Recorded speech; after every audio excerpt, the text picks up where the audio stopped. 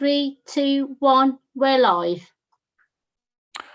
Good evening and welcome to June's Planning Applications Committee. I'll go straight into the agenda. Apologies for absence. I believe we have Councillor Alan-Breaches and Councillor Draper being substituted by Councillor Attawar and Councillor Dehaney.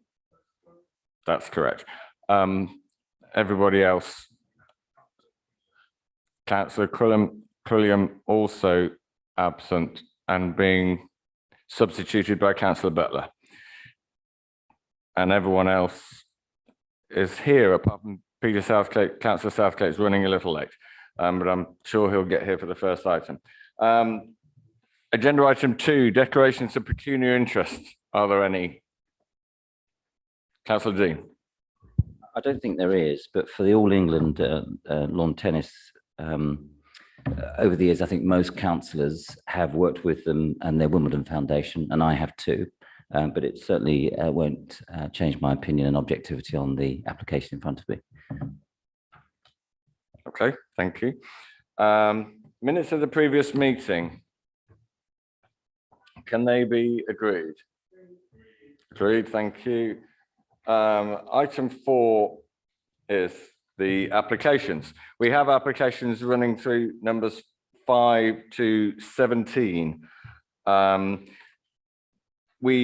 normal, we move the ones that don't have speakers to the end of the agenda, which are numbers 7, 8, 9, and 13. So the order will be 5, 6, 10, 11, 12, 14, 15, 16, 17, and then we'll go to 7, 8, 9, and 13, where there are no speakers down to join us for those.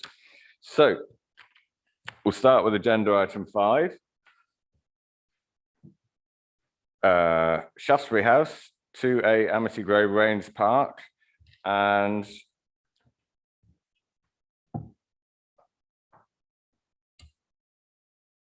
is it Tim Lipscomb who's going to present on this one?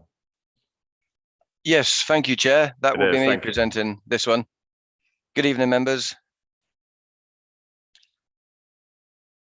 I will just share my screen so you can see the presentation.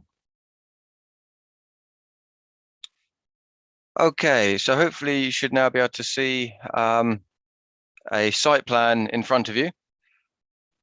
So this is the site, comprises 2A Amity Grove, a 3-storey flat roof building on the eastern side of the road. Currently there's a car park with 11 parking bays to the rear. The vehicular access to the site, which leads to this car park, is off the road here, and that also provides access to the rear of commercial units along Coombe Lane. The building was formerly used as offices. In terms of planning history, it has a prior approval permission to convert to 11 residential units, as well as a planning permission for an additional floor of accommodation to provide 3 one-bedroom flats. To the north are the rear gardens of residential properties on Amity Grove, and in particular the closest garden here, which is subdivided into two to serve the 2 flats. Immediately to the south is a part 2, parts 3-storey parade with commercial and shops at ground floor with flats above. And there are some accesses to these flats and some sporadic roof terraces along the back here. The site is within the Rains Park town centre and is located to the rear of a primary shopping frontage. It's a controlled parking zone with a public transport accessibility level of 5. The site is not within a conservation area nor within the curtilage of a listed building. However, the site is directly adjacent to a row of terrace dwellings known as Shakespeare Villas, which are locally listed, and you'll be able to see those more in the site photos. But some gable features and brickwork dating back to the late 1800s. Those buildings. In terms of the proposal, I'll take you to the elevations first, as a little bit clearer. Okay, so the proposal is, oh, pardon me, sorry, it's taking a while to catch up. So the demolition of the existing 3-story building on site and the erection of a 5-story building with a basement to provide 14 flats. Also to the rear would be a 2-story building to accommodate an additional 3 flats. The building would be constructed from facing brickwork with buff brick diamond pattern detailing and partly enclosed balconies. The top floor would be a standing seam metal panel roof. The building would have a height of 16.1 meters to the height of the top of the flat roof. And the building to the rear would have a height of 5.6 meters. So here you can see the building to the rear, partly sunk into the ground. The building to the rear has a roof terrace, which would stand at a height of 2.6 meters above ground level, with a privacy screen 1.8 meters high above that. The proposed housing mix would be 67 1-bed units and 33% 2-bed units. One on-site disabled car parking space is proposed, and that's to the frontage of the site. So I'll take you through the plans. This will be the roof, a blue roof, which will attenuate water runoff, but not quite the same as a green roof. The disabled parking space will be here, and I'll show that on the layout plan. So here you can see the breakdown of the various units with amenity space in the brown color there. And then down on the other levels here. So you can see the layout throughout the building. The basement would provide for individual storage space for each of the units and cycle storage and bin storage. If I take you to the ground floor plan, bear with me.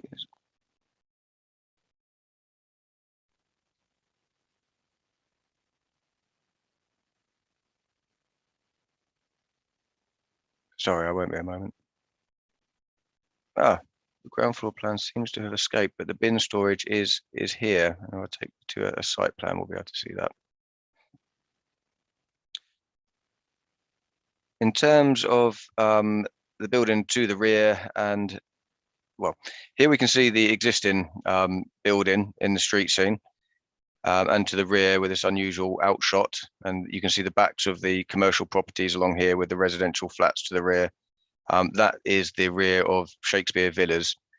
Here you can see an outline of the proposed development, which is this line here, and this is the previously consented scheme with one additional floor above the existing building.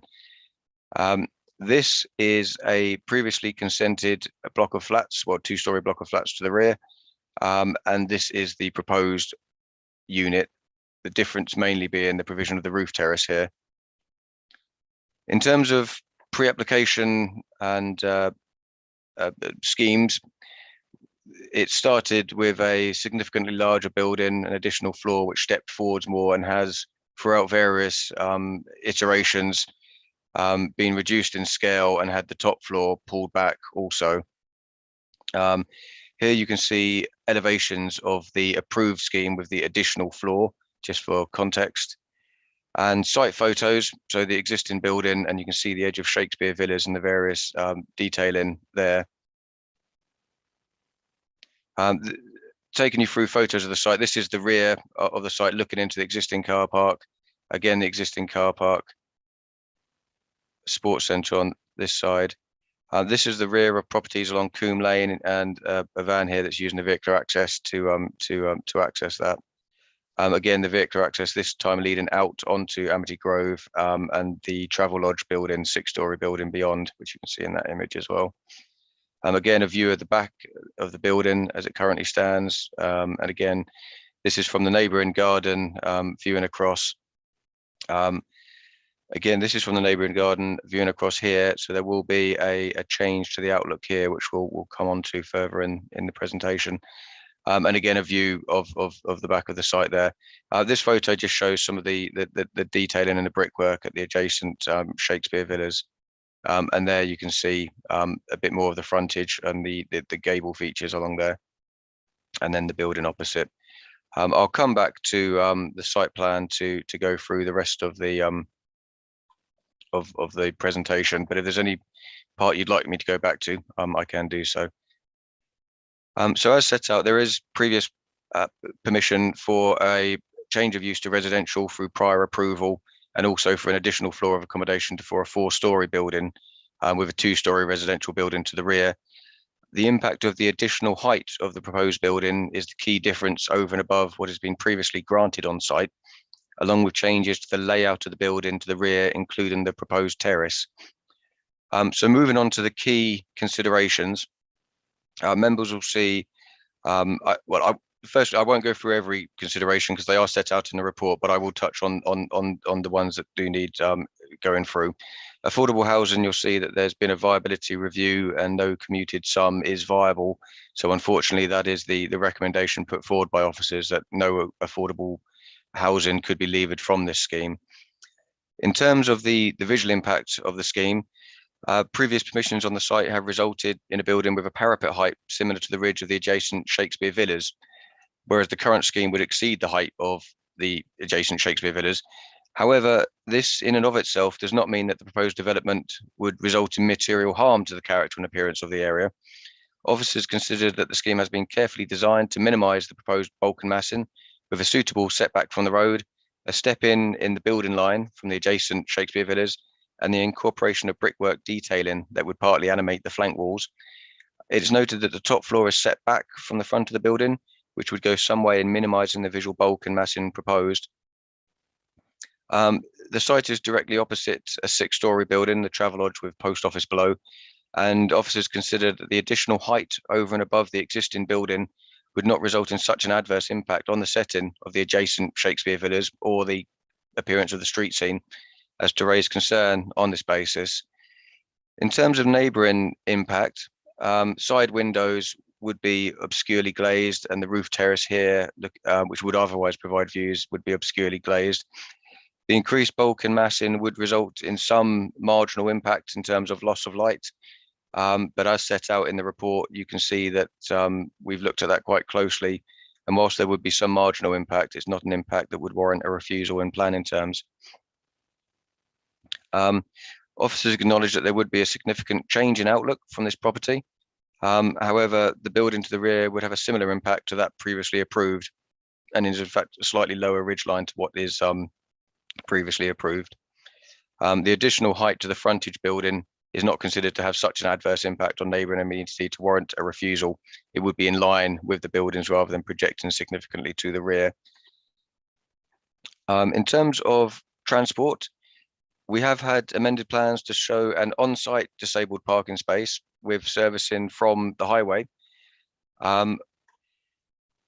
In terms that is now acceptable. You'll see on the mod sheet that we've had an updated response from the transport planner to indicate no objection on that. We have had an additional representation that was submitted today, so not on the mod sheet, and that raises concern that not all the units would be restricted from obtaining parking permits.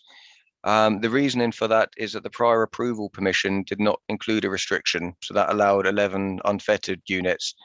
So officers have taken a view that to restrict over and above this wouldn't be reasonable. However, it is within the power of the committee to alter that should they see fit.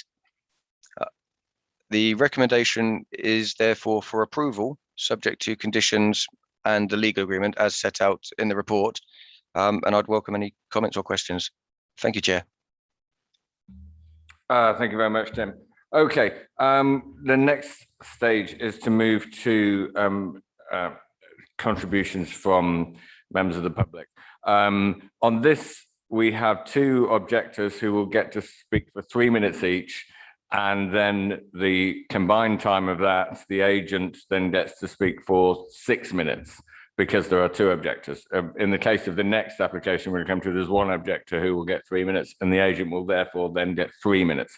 The 2 objectors we have, I'm going to take them in order as they are on my list. The first is Jane Cullis, and I don't know, Jane, whether you're here in the chamber or joining us by Zoom. Jane's on Zoom. I'm on Zoom. By Zoom, great. Okay, go ahead. We can hear you. You have 3 minutes. Okay, thank you. Good evening. I speak on behalf of the Residents Association of West Wimbledon and the Amity Grove Residents Association to object to this application. Redevelopment of this long derelict site is welcome, but the current proposals are unacceptable. Firstly, in response to the council's policy, which requires developments to use appropriate architectural forms, which complement and enhance the character of the wider setting.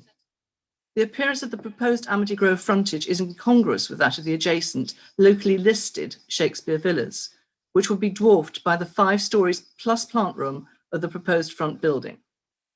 Its position several feet in front of the villas would increase the perception of dominance and further detract from the appearance of the villas. The prominent frontage of the building would be clearly visible from the top of Amity Grove, emphasizing its incongruousness to the period architecture of the street. Secondly, the proposed development would create poor quality living and amenity space. The development would provide accommodation at or close to the minimum size requirements. The 9 front balconies would be very close to the street and afford little privacy. The enclosed gardens and terraces would lack light and views.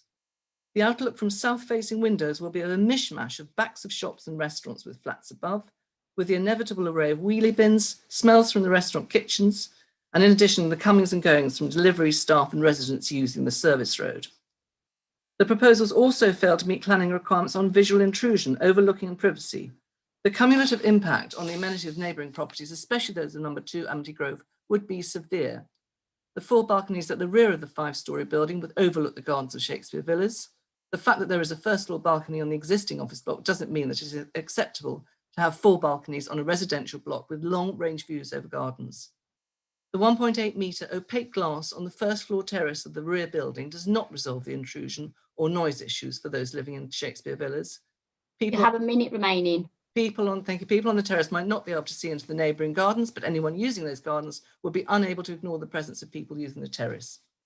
The occupants of 2 Amity Grove would suffer loss of light in the gardens and in visual intrusion, facts which are acknowledged in the officer's report.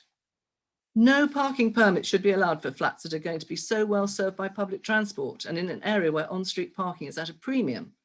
11 permits are proposed in the report because occupants of the earlier prior approval scheme with 11 flats were not then restricted. The application for a new build is governed by planning policies that were not applicable to the prior approval for change of use from office to residential. It does not justify any permits for the scheme. Finally, we note that no affordable housing contribution is proposed. Therefore, both the Residents Association of West Wimbledon and the Amity Grove Residents Association believe this application fails to comply with council policies and should be refused. Thank you. Thank you very much for that. The second objection we have on this is Carol Conboy. Are you joining us by Zoom as well?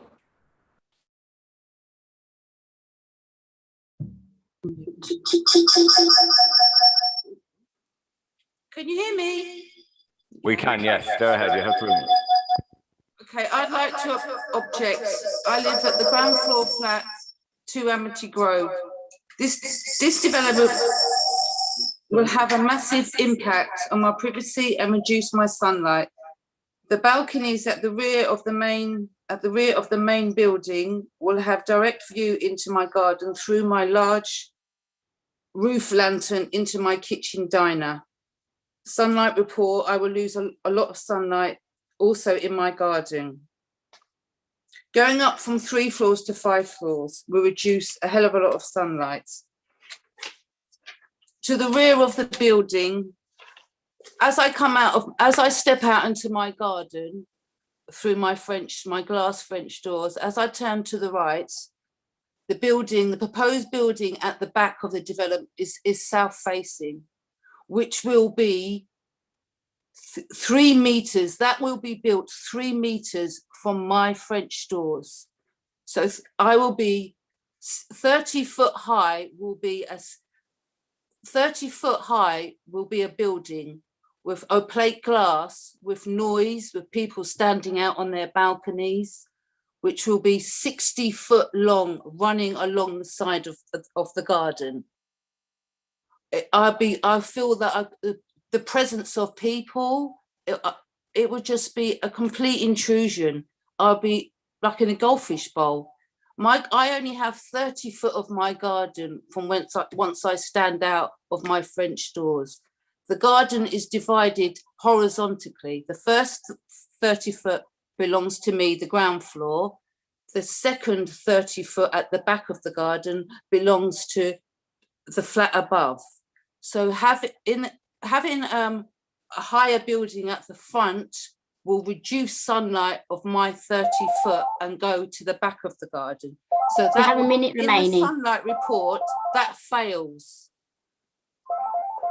If I was to have the 30-foot at the rear, in the winter time, the shadow, as the sun is low, the shadow of the building, 30-foot, 2-story building, would take 80% of my sunlight, because that building is south-facing. I have taken X amount of photos over the times, the period of this many months, and I have put these to Tim Liscombe. It would have a massive impact on sunlight, and once again, the sunlight report fails. That's why I object, basically. Okay, thank you very much for that, Carol. Now we have, I've got listed an agent and architect, Georgia Barrett and John Senior. I don't know if you're in the chamber or on Zoom. Hi, I'm Nobody on in the Zoom. chamber is signaling, so I'm assuming you're both on Zoom. Hi You there. have basically 6 minutes between you. I don't know, you can work out between yourselves whether one speaks for all 6 or you swap over partway through, but basically you have 6 minutes to put your case. Thank you. Okay, thank you. Good evening, members. My name is Georgia. I'm from Maddox Planning. I'm the appointed planning agent for this development. Tonight, I would just like to reiterate a couple of key issues for your consideration and clarify some outstanding matters raised in the committee report. Firstly, I would like to explain in more detail the ex-ante permissions on the site, which are for the change of use of the building to residential, a 1-story extension, recladding of the building, and a 2-story block at the rear. These piecemeal permissions would result in a total of 17 studios and 1-bed flats, which the applicant is able to implement at any time. These permissions would also result in a building of significantly lower design quality, one that is retrofitted and clad with undersized units and with visible plant on the roof. The finished building would not only be one that would not be complementary to the locally listed villas adjacent, it would also be one that does not contribute financially to the borough through any Section 106 contributions. The next consideration we would like you to consider tonight is the level of support we have received from your officers. The proposal you see before you tonight has been through a 13-month process of multiple meetings with the council, as well as Merton's design review panel. The development is a mix of 1 and 2 beds, 2 of these as wheelchair accessible, all are dual aspect and all with policy compliant levels of private outdoor space. The use of the red brick is contextual and respectful to the villas adjacent, and the design has been developed to minimize impact to neighbours through appropriately positioned opaque screening. The massing has also been set back on the top floor and proposed in a different material to reduce visual impact from the street. The design of this scheme has been through a genuinely collaborative and thorough process and is fully supported by your officers. Thirdly, the technical considerations we would like to bring to your attention and clarify are the daylight impacts and the viability. The daylight results do acknowledge that there is inevitably some impact on neighbouring daylight levels, given that the existing building is only 3 stories and there are windows on the flank wall of next door's property facing onto the site. However, this impact has been assessed as minor in the overarching context of the development and the associated benefits it delivers. Out of the 62 surrounding windows that were tested for daylight, the 16 that didn't receive the BRE compliance were either windows serving circulation spaces or bathrooms, had more than 1 window serving the room, or received a derogation in daylight of between just 0.2 and 7%. The garden of next door to Amity Grove was also assessed for the change to its sunlight levels, and it passed. With regards to viability, it is unfortunate that both the submitted report and the council's independently assessed report showed that no on-site affordable housing could viably be provided. The viability position, however, will be subject to both an early and late stage review to ensure there are no missed opportunities to deliver affordable housing, either on the site or through off-site contributions. The final consideration I'd like to raise tonight is that we do acknowledge there have been a few objections relating to the height and scale of the building. In response to this, your officers have assessed the height and massing as appropriate in the context of this transitional site, given it is a sustainable town centre location with the 6-storey travel lodge opposite. It is also pertinent to mention the newly adopted London Plan, which has a policy that states that development must make the best use of land and optimise sites to their full capacity in sustainable locations in order to deliver the homes London needs. The proposed development has achieved the balance between optimising the site whilst ensuring the impacts to neighbours are minimised. Furthermore, it must also be noted that the proposed building height and massing is not considered to be materially different to the approved extent scheme. To conclude, I hope that members agree tonight that the proposed development is not only a vast improvement on the approved extent scheme, but also is a well-designed building that greatly improves the appearance of the site and makes a meaningful contribution to the housing stock in the borough. Thanks very much. Thank you. And just to add that John Senior won't be contributing. Great, thank you very much. Okay, next stage is for from now on until this is decided, that's only now contributions from members of the committee. So first we ask for questions of clarification on the report to officers or others. Any, I see Councillor Dean, Councillor McGrath. Chair, doesn't the officer say something now? Yes, sorry, Tim, would you like to respond to anything in those two objectors and the agent's comments?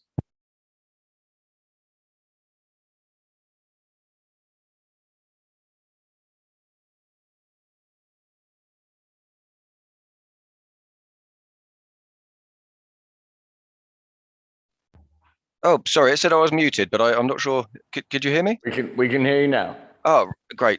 So, nothing of great length, Chair, other than to say the impact on visual amenity and residential amenity is, of course, a matter of judgment. The position of officers is set out in the report. In terms of the prior approval being subject to different rules to a planning application, it is still subject to an assessment on the transport impact and the impact on the highway network. So would be the same framework from that point of view. Other than that, no further comments. Thank you, Chair. Thank you. Okay, questions of clarification. First, Councillor Dean. David. I've got 4 questions. The first one is, can you tell me about the planning consent that it has currently? How many properties is that, and how many of those are affordable? Okay, we'll take them in turn, one at a time. I'd cover more, it depends on the answer. But the other question is, I seem to find here that we were told that the applicant said that the officers had no objections, but I found a number of objections in here.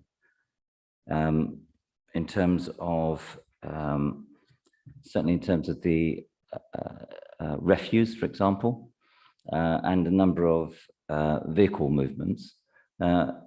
The application was modified on the 15th of March, but as of this morning, the objections were still here.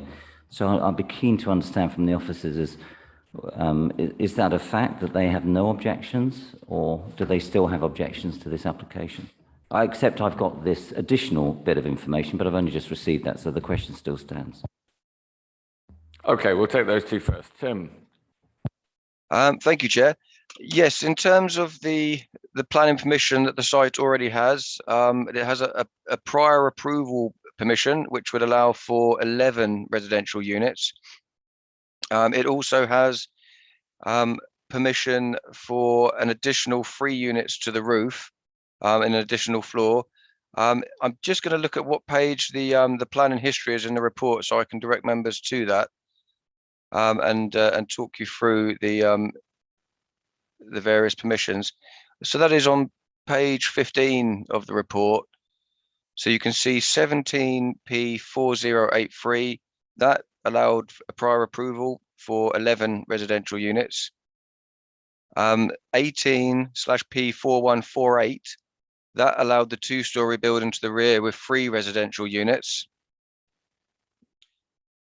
Then 19 RP 1966 that allowed an additional floor to create 3 flats. So we have the 6 plus the 7, 6 plus the 11. So 17 units technically permitted there. And number of Yes, affordable the units? specific question was, were any of those Yes, affordable in sorry. those individual applications? None of those are affordable. There's no requirement in the prior approval type applications for affordable housing. Regrettably, that can't be sourced from that type of application. And indeed, from the 3-unit scheme, that was also not subject to affordable housing contributions, not being a major application. So there's no affordable housing that's been gleaned from these previous permissions. In terms of objections from officers, I think that will be the transport objection. That was originally on the basis that a parking bay would have been provided on street, a blue badge holder parking bay. However, that wouldn't have been guaranteed as for use by any of the residents of the development.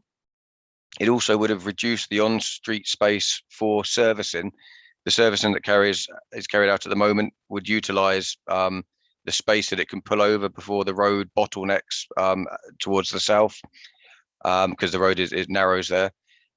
So the objection is removed because now there is an on-site disabled parking space, as has been the case in similar previous applications on the site.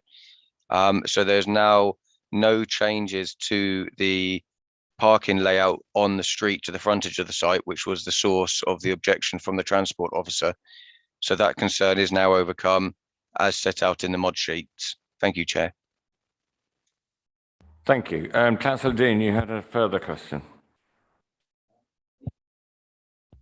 So just in terms of refuse, so I read the criticism in the major report about refuse, and I'm just looking through, and it's always a struggle when you get things just minutes before, but I can't find anything on refuse in this additional report. So does the objection from refuse still stand? There's no... Apologies, Chair. Shall I respond now? Yes, please. Thank you. There's not an objection because now there is space to carry out servicing on the street. Previously, the Waste Services Department had asked for there to be space on the site for the turn-in of a large refuse vehicle, which wouldn't have been feasible, obviously, for the development. However, now that the proposal doesn't involve reducing the space on the highway, it would be possible to service the development from the roadside as any other residential development would be. Thank you, Chair. Okay, thank you. Was that it, Councillor Dean? Shall I move to Councillor McGrath? You have a question. Thank you. I wonder if you could just say that, go through the points about the parking again, because I didn't quite follow what you were saying. My Right. understanding is there's one disabled parking bay on site, and some, I believe it was 11 residents will be able to apply for a parking permit. Is that correct? That is correct, Chair. Councillor Henry. I hope I'm not jumping the board. There are two 5.14 concern from our police officers. One, it has said, I have a few concern about the entrance. Can you just explain a little bit more about that for me, if it has been addressed or there's something we may need to look into? And there's another one on page 22, suggests entrance lobby have a second set of access control doors. Yeah. Have you looked into that? Anything can be done? Okay, thank you, Tim. Thank you, Chair. Yes, so the design and out crime officer is obviously looking at this purely from a point of view of design and out crime rather than the full gambit of urban design considerations. So quite often we will see comments about any area that could potentially provide for concealment. That obviously does include areas which may add visual interest to a building. So they can't necessarily all be designed to be entirely transparent at all times. So it is a balance in terms of the layout. Officers have considered the layout as proposed, and there isn't a concern that this is going to create an area for concealment over and above any other residential layout. Notwithstanding that, we do have a condition for a secure by design certificate to be sought and issued. In terms of, sorry, bear with me, the second set of access control doors, that is something which can be controlled by condition if members see fit. But as I say, it will be subject to a secure by design certificate in any event. Thank you, Chair. Thank you very much. I'm not seeing any other questions. Oh, sorry, Councillor Dehaney and then Councillor Crowe. The viability assessment, I think I've asked this question some time before. Is it checked by us or we just accept the developer's word that about the viability assessment? Because that prevents us from getting more affordable homes, isn't it? So can I just have a comment on that one? And there's another objection here, which I'm sure I'll ask it anyway. When it said the front of the building and balconies are too close to the pavement. I can't see how that could happen, but I just want if the officer could comment on that first. So. Okay, on the viability assessment, yeah, it's a contentious issue, but no, we don't just take the developer's word. There is an assessment, and the council has its own assessors, and as it says in the report, we have agreed that the developers are correct in that it's in this case seems unfeasible that they can, unless something happens with the later assessments later on in the building process, if it's granted permission. But I'll go to Tim on your second question about the balconies. Thank you, Chair. It might be useful at this time just to share my screen again, as I can now show you the ground floor plan, which wasn't in the presentation earlier. So you can see that's where the disabled parking space would be. Balconies at the front here. I'm not sure exactly in the report where it was being referred to in terms of the balconies being too close, whether that was simply in the list of objections from neighbouring occupiers, which may indeed be included, or whether it was a different objection we were looking at. You can see the balconies here. I mean, it is a matter of judgment again as to how close they are, but officers consider the level of setback would be suitable. Thank you, Chair. Thank you, Councillor Crowe. Thank you, Chair. I have two questions, one about sunlight and one about height. I'm a bit concerned about the impact on the adjacent property at number 2.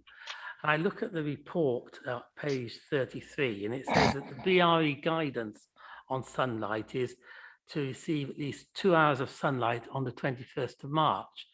So my question really is, how many hours of sunlight does the property currently receive on the 21st of March? And after the development is built, assuming it is approved this evening, how many hours of sunlight is the garden likely to receive? Do we know that information, Tim?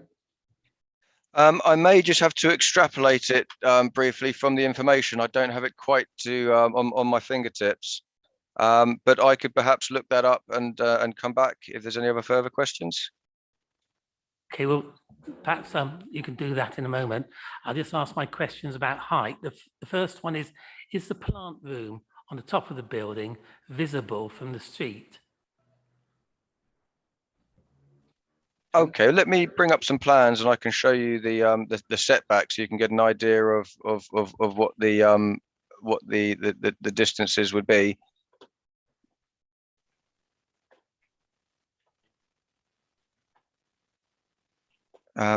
Bear with me.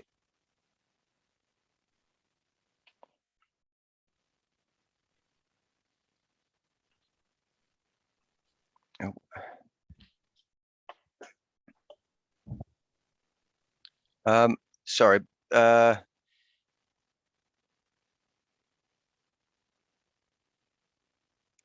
Okay.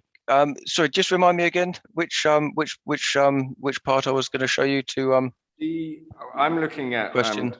page 57, which it's the plant on top of the building. course. Is it visible from the street? Okay. I'm looking at the plan. So- It looks like no, but What you can see is it's set back here, so the angle of viewing really is such that you'd have to be at about that sort of level to know the plant won't be visible from the street. Okay, well, that comes to my next part of this question, which is that given the height to the roof, the flat roof of the proposed development is 16.1 meters, how does that compare to the height of Shakespeare Villas? And how does it compare to the height of the building on the other side of the proposed development, please? okay, Tim.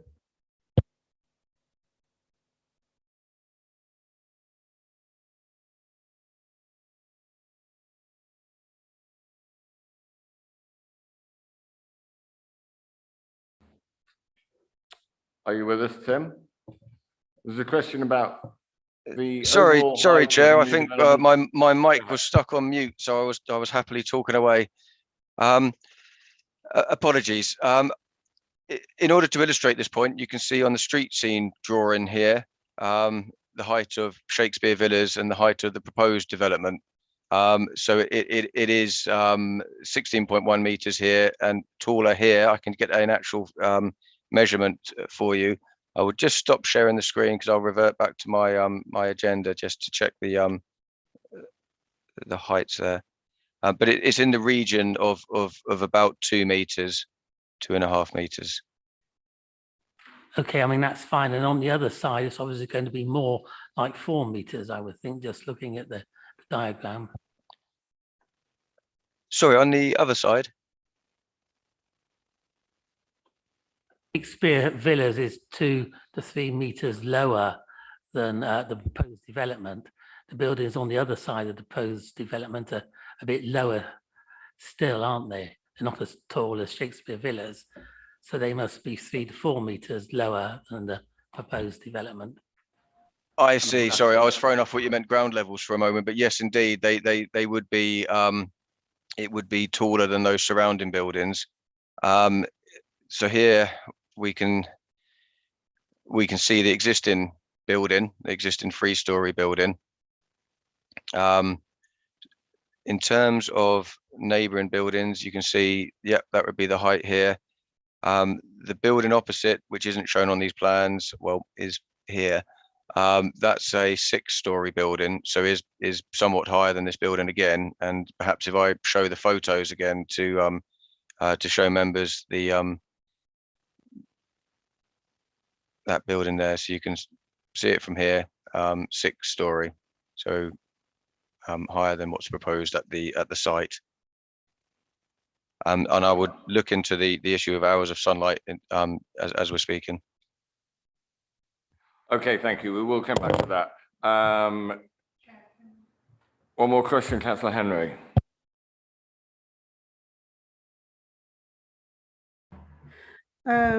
Tim, will you be kind of to tell us what are the I forget now the size of the front entrance door that the police had concern about? It said this area should be redesigned to be more open. So can you just explain a little bit more about why they have that concern? And that's on page 21, 5.14.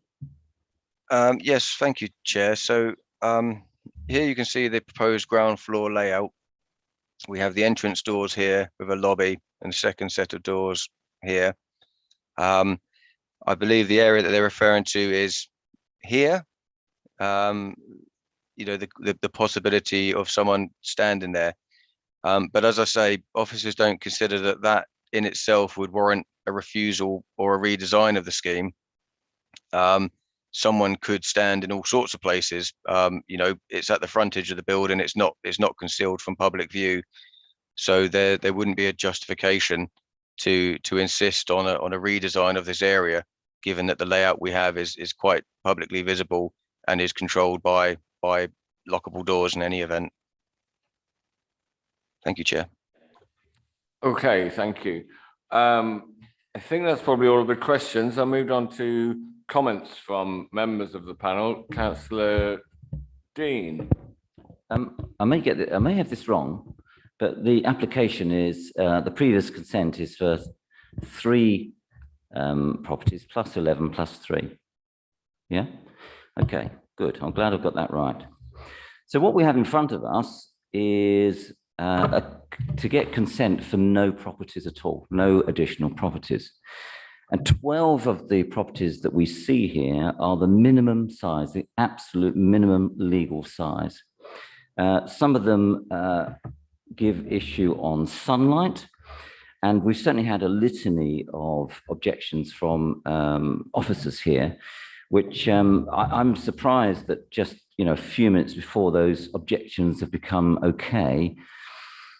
But I haven't got any different information in front of me. So I think I can't understand why we would want to give consent to a building which offers 0 extra properties, that offers 0 affordable homes, that will frustrate the residents because they lose light and they lose privacy, is taller than listed buildings, which means if you're on Coombe Lane, you cannot see those locally listed buildings from the 1800s because of this much larger building, which serves no purpose, solves no issues, and gives us no housing. So I think what the developer needs to do is consider the listed buildings next to it, look at its own consent, which is for 17 properties. And if they want to get something through this planning committee, then they need to offer some affordable homes, because each councillor sitting in this room today has sat at full council and promised that any applications, more than 10 properties, should have 40% affordable homes. So there's nothing on offer here at all to this council or to the residents. And I think this should be refused. Thank you, Councillor Dean. Councillor. Thank you, Chair. And I imagine it won't surprise you that I completely disagree with Councillor Dean's assessment, given that there were previous permissions granted for this site in any case, and this application seems considerably nicer and better than the plans that have already been given approval. I think this committee would be making a significant mistake to not approve this application and see the previous approved application go ahead. I can't see any planning policy grounds to reject this application, and so I will be supporting it. Thank you, Councillor Christie. Any other comments from members? Councillor Crowe. Obviously, Mr. Lipscomb's still working on the sunlight calculation, but my fundamental point is I think that clearly the sunlight is diminished for number 2, Amity Grove. That's undoubtedly connected to the height of the buildings, which is significantly higher than the buildings on either side. Shakespeare Villas is locally listed. I think this new development with its additional floor is actually taking it a bit too far. They're getting there's an extra floor, there's the impact of that, there's the whole issue of the mass and bulk of the new development, the proposed development. It just seems too much for me. And then kind of the lack of affordable housing is clearly a problem. So my inclination is to refuse permission, but if permission were to be granted, I would like to see a condition which allows the council to revisit the financial feasibility to see at a subsequent date whether a affordable housing section 106 money should be paid. Thank you. Okay, on your second point, that's already what happens as a mid-stage and a final stage of development assessment. The current assessment is that it's not viable to provide affordable housing, but there'll be further assessments midway through if it's given permission midway through construction and at the end, in which, you know, if things change, we could get some affordable housing. So that, I mean, that point is already covered. I'm going to, I think it's important that members realise that the decision really is planning permission for this, but if we reject this, there are existing planning permissions for, as Councillor Dean mentioned, the same number of units on the site. So something is going to be built on the site. No decision that we make tonight will change that. The decision is whether we allow the current application to be built on the site. And I'm going to move that to the vote. And for the first time since I've been chair of this committee, for the first time in a long time, we're going to have a show of hands in the actual council chamber. So the officer's recommendation is grant planning permission subject to conditions in the section 106 agreement. All those in favour?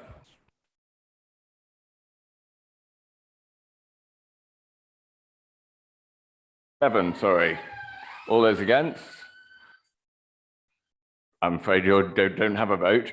That's 7 in favour, 2 against, and my own non-vote is 10. That's all the members. So that agenda item number 5 is approved. We'll move on to agenda item 6, Chase Court, Baker's End in Wimbledon Chase. And it's Tim Lipscomb again. Tim, could you present, please? Hello, can you hear me? Thank you, Chair. Yes, we can. Thank you. Excellent. I will share my screen. Oh, wrong one.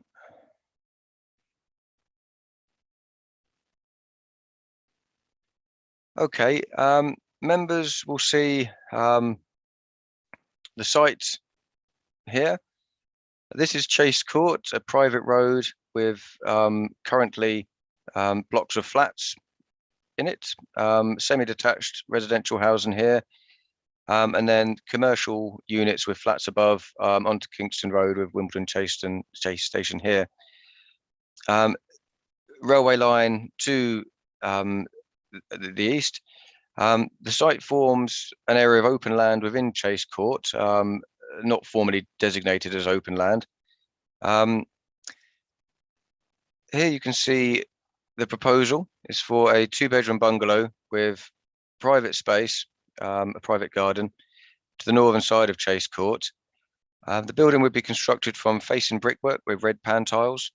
A single car parking space is proposed, quite remote from the application, but nonetheless still linked to this house. Bike shelter and bin storage. Also proposed is replacement bike storage for existing residents, and also replacement bin storage, which will be along these lines here with the crosses in. That's to replace the existing, which were built for much lower height bins historically. If I take you through the plans here, you can see the elevations and the layout, 2-bedroom bungalow.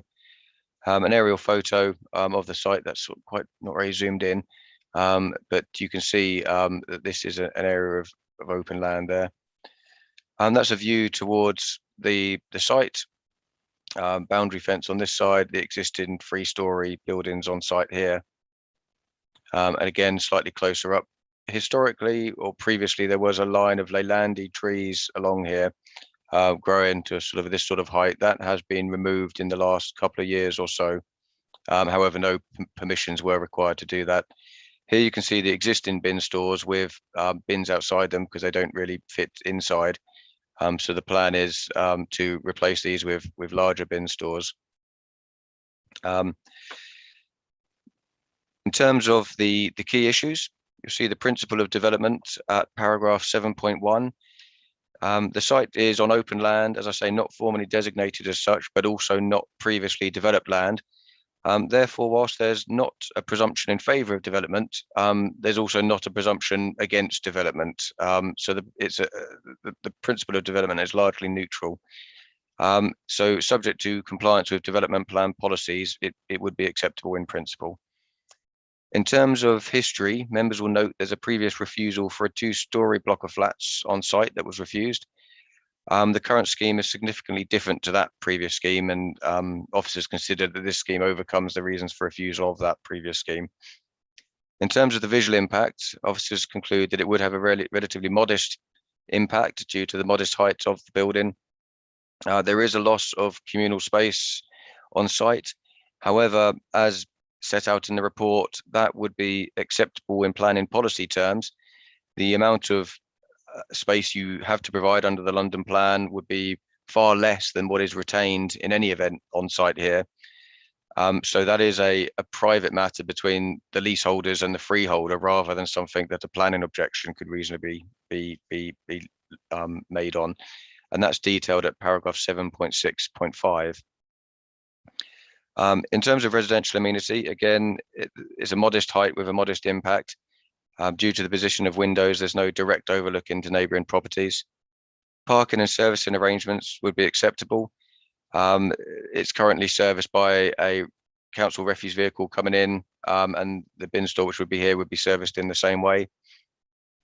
The provision of cycle parking and bin storage for the existing flats on site is a planning benefit over and above what might be expected from a development for a single dwelling.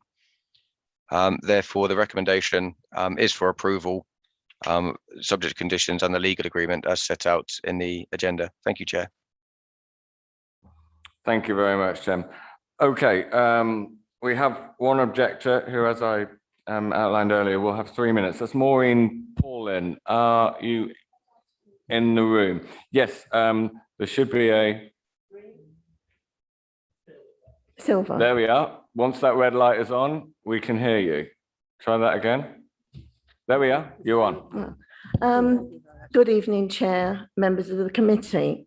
I'm a representative of Baker's End, some of Chase Court, and some of the businesses along Kingston Road that actually back onto this development.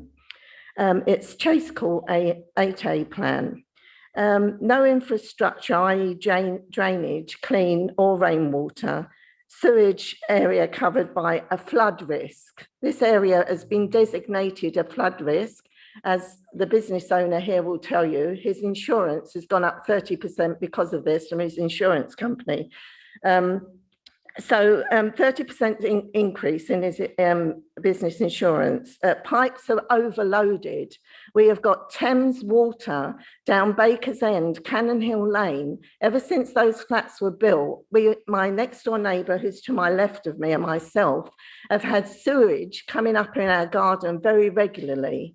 And we have complained about this before.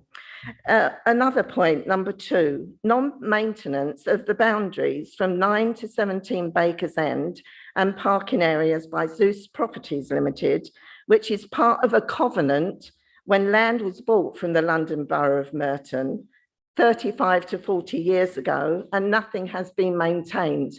The fence along from number 9 to 17 is dilapidated and has not been maintained, and also parking spaces and all along the fence is very overgrown.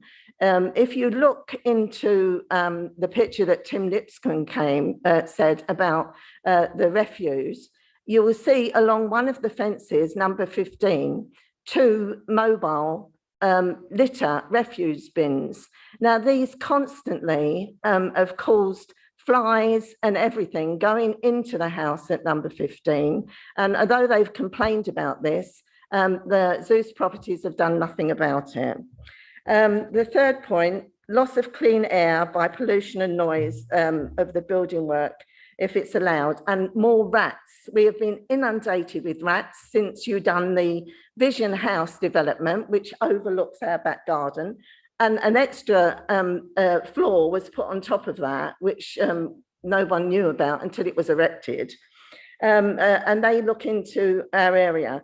Loss of green space for the residents and tenants of Chase Court who pay service charges for the maintenance of the garden and the parking areas, plus another access for the actual maintenance of the wall and gutters on the warehouse at 312B Kingston Road. No access at all to be able to maintain their walls and gutters, which is a cause of that he wants me to bring up.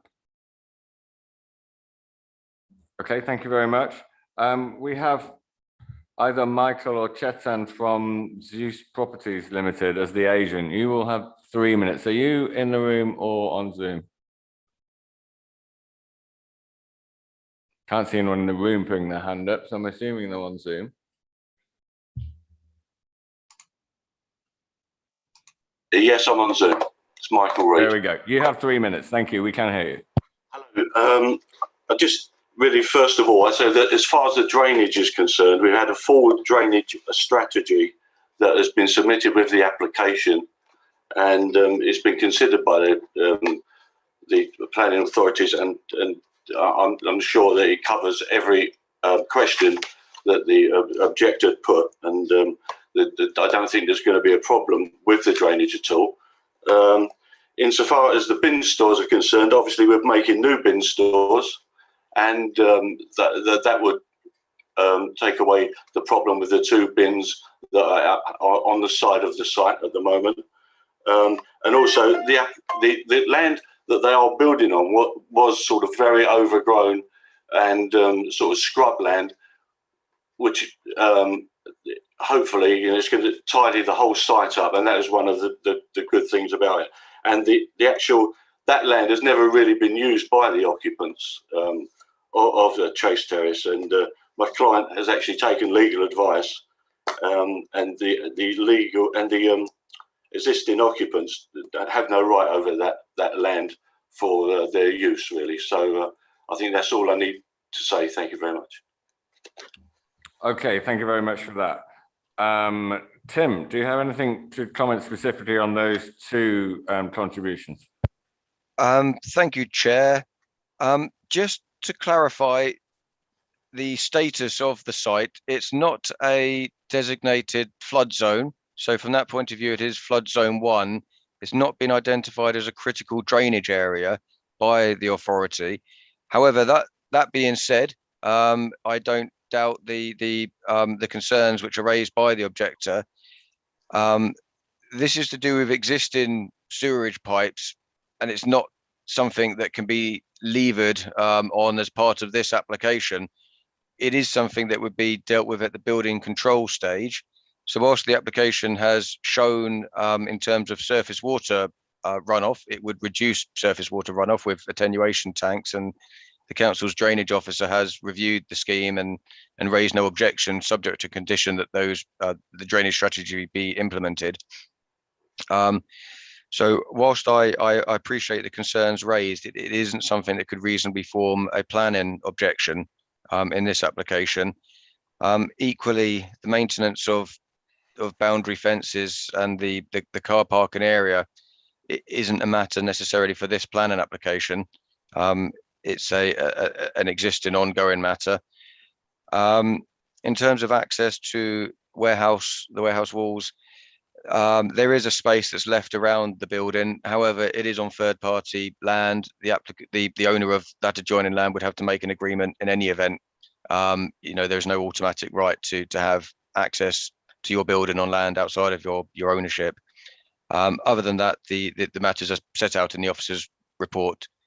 Thank you, Chair. Thank you very much. Okay, members of the committee, questions? Are you scratching your arm or have your hand up? You do have your hand both. Yeah, excellent. Thank you. Councillor Dean, your question. 7.11.1 policy DM0T seeks, amongst other things, to protect land of ecological value. The MPPF has a presumption in favour of sustainable development, seeking positive improvements in the quality of the built, nature and historic environment, including moving from a net loss of biodiversity to achieving net gains for nature. Can you tell me what they are on this application? Tim, can you? There's a very low biodiversity value at the site currently. So a biodiversity survey wasn't something that we've asked for in the application. We can include informatives or indeed even a condition to ask for some biodiversity improvements should members feel that necessary. However, there's no net loss of biodiversity that we could reasonably refuse the application on. Thank you, Chair. Chair, if I Thank could you. just. Any other questions? Councillor Southgate, this is in your ward. It is indeed, Chair, yes. And yeah, Mrs. Pauline has raised points, concerns about sewage and so on, which are long familiar to me from many of the residents from Baker's End. But I think that those have largely been dealt with. Not dealt with to people's satisfaction, but in terms of planning policy. Mention was made of a covenant on maintenance, and I wonder if we can have a comment on the significance of that. Tim? Thank you, Chair. As with any legal covenant or separate legal agreement, planning permission does not convey an ultimate right to develop. So planning permission would not trump any existing legal covenant on the land. Depending on what the nature of that legal covenant is, there may be a bar to implementing the development, but that wouldn't affect the assessment of the planning application as it stands. Thank you, Chair. Thank you. Is it questions, Joan, or we move to comments? Is there a question? Councillor Henry. Please, can you just comment on 7.12.3, where the drainage officer, he made a comment there. And yes, so I'd just like some clarification on what he had said. Okay, that's on the proposed drainage strategy. Yeah. Okay, so this is a comment on drainage. The council's drainage officer has reviewed the drainage strategy, which includes on-site attenuation storage. So the idea of that is tanks which fill up, which slow down the surface water runoff. So when it rains heavily, instead of getting, well, I wouldn't call it flash flooding, but effectively that sort of level of surface water runoff, it is slowed down running off the site. So it can result, well, it will result in an improvement in terms of surface water runoff. Thank you, Chair. Thank you. If there are no further questions, I'm going to move to comments. No, I'm sorry. Councillor, sorry, there's the opportunity for members of the public and people to make comments earlier, and this part of the meeting is now just for the members of the committee. Councillor Dean wanted to make a comment. So I don't see any issue with this, except for that there is a point here which says that we must improve biodiversity, and I would put in a condition to leave to officers to make sure there's some soil with trees or bushes on when this gets built. Councillor Crowe. Thank you, Chair. It seems to me that with our housing target of 911 houses or homes per annum, if this was a completely undeveloped site, we'd be looking to build many more than 12 flats. However, when this development was put up, it was put up with 12 flats.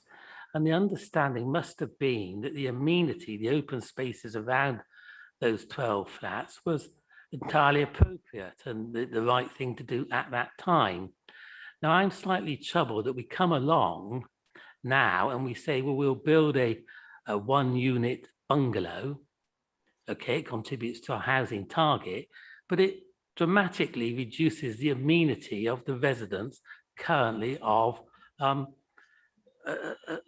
flats. So in good conscience, I can't see how we can vote in favour of this application and have their open space amenity so reduced. So I'm minded against it. Thank you, Chair. Thank you. Any other comments? I'll go Councillor Dehaney and then Councillor Southgate. I think we've always been approving the development of flats. So I think this development, I welcome it. Call it a bungalow, whatever, it's a house with families can live there. And I think we need to have more houses built so that we can encourage families to come back to the city or wherever and live. So I welcome this development and I hope in the future we'll have more developments like this. Thank you. Councillor Southgate. Yes, thank you, Chair. I know Councillor Dehaene is welcome. Mine is rather more qualified. I note officers' observations, and let me quote, "The proposed bungalow is not particularly inspiring in terms of its architecture." And looking at the plans, it is a bit of a missed opportunity for something rather more attractive. I know it's tucked away in the furthest recesses of Chase Court, but it would have been good to see something.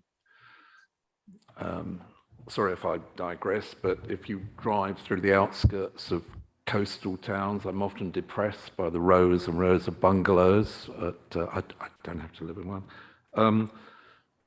I don't think there are very solid grounds for turning this down. I think the status of the land is to say the least ambiguous, and it's not really the distance between the flats and this plot of land doesn't, to my mind, automatically make the land their natural amenity area.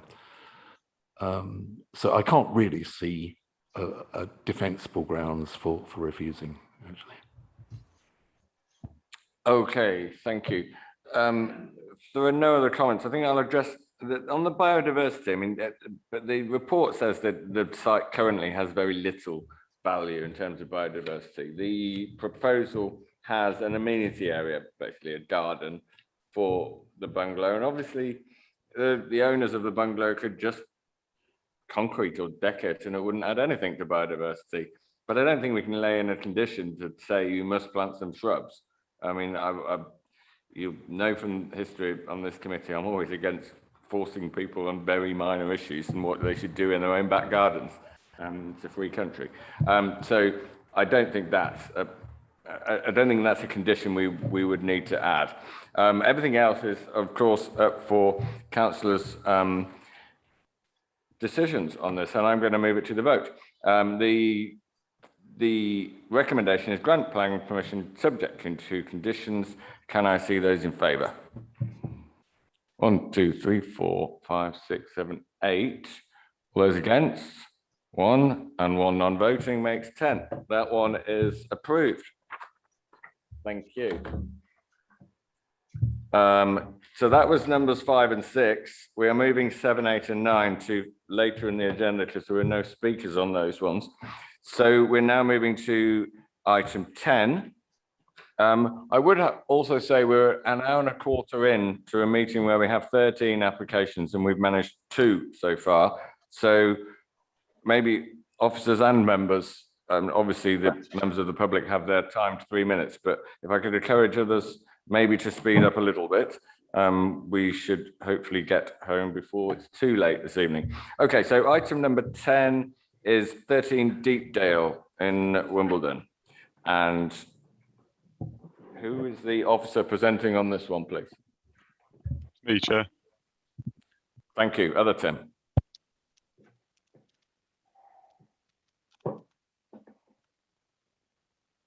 I'm just going to share my screen, Chair. Bear with me.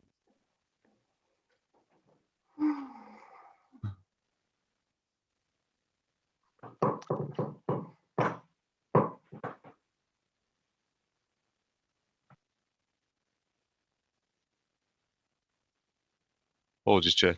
The site is 13 Deepdale within Wimbledon Village. It currently comprises detached residential property.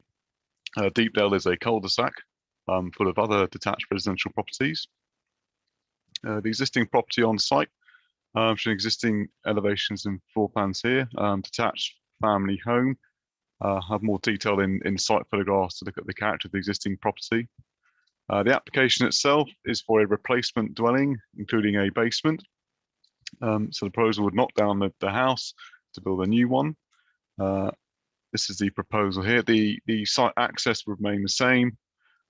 New landscaping proposed at the rear and the front. The design of the proposed dwelling, so accommodation proposed basement, ground, first and second floor. 2 light wells to the front and 1 at the rear. It would have a simple rectangular form with a single-story rear flat roof extension to the back. The design of the proposed dwelling is a neoclassical design with a large parapet feature to the front, which you can see to the side elevations stops just to the side, and then the eaves line drops and goes round to the rear as normal. As you can see, well proportioned windows with red facing brick and a slate roof. This is the proposed street scene drawing. To the left hand side is an existing property number 11. And to the right, you can see number 15, which was redeveloped several years ago into a contemporary dwelling, and also a new dwelling being currently being constructed further up at number 9. Proposed landscaping plan, as outlined, some new landscaping is proposed within the site, some additional trees and some tree planting at the front. Site photographs. This is existing dwelling here. Deepdale did have a number of these original dwellings, but over time, the cul-de-sac has been developed with new dwellings. So looking at some of the character changes, for example, further up the road, there's a new property built up there. Looking to the site itself at the rear, number 15 to the left-hand side, as I see it, a contemporary rendered design property. And then slightly different ground levels, looking further up, number 11 here, number 15 is the White House. Looking east towards number 15. Looking further back in the cul-de-sac, there's the site here. As I said, there's some over time, some of the original properties, such as these, have gone to more modern homes. And then here and here, just an example of the mixed character really in the cul-de-sac.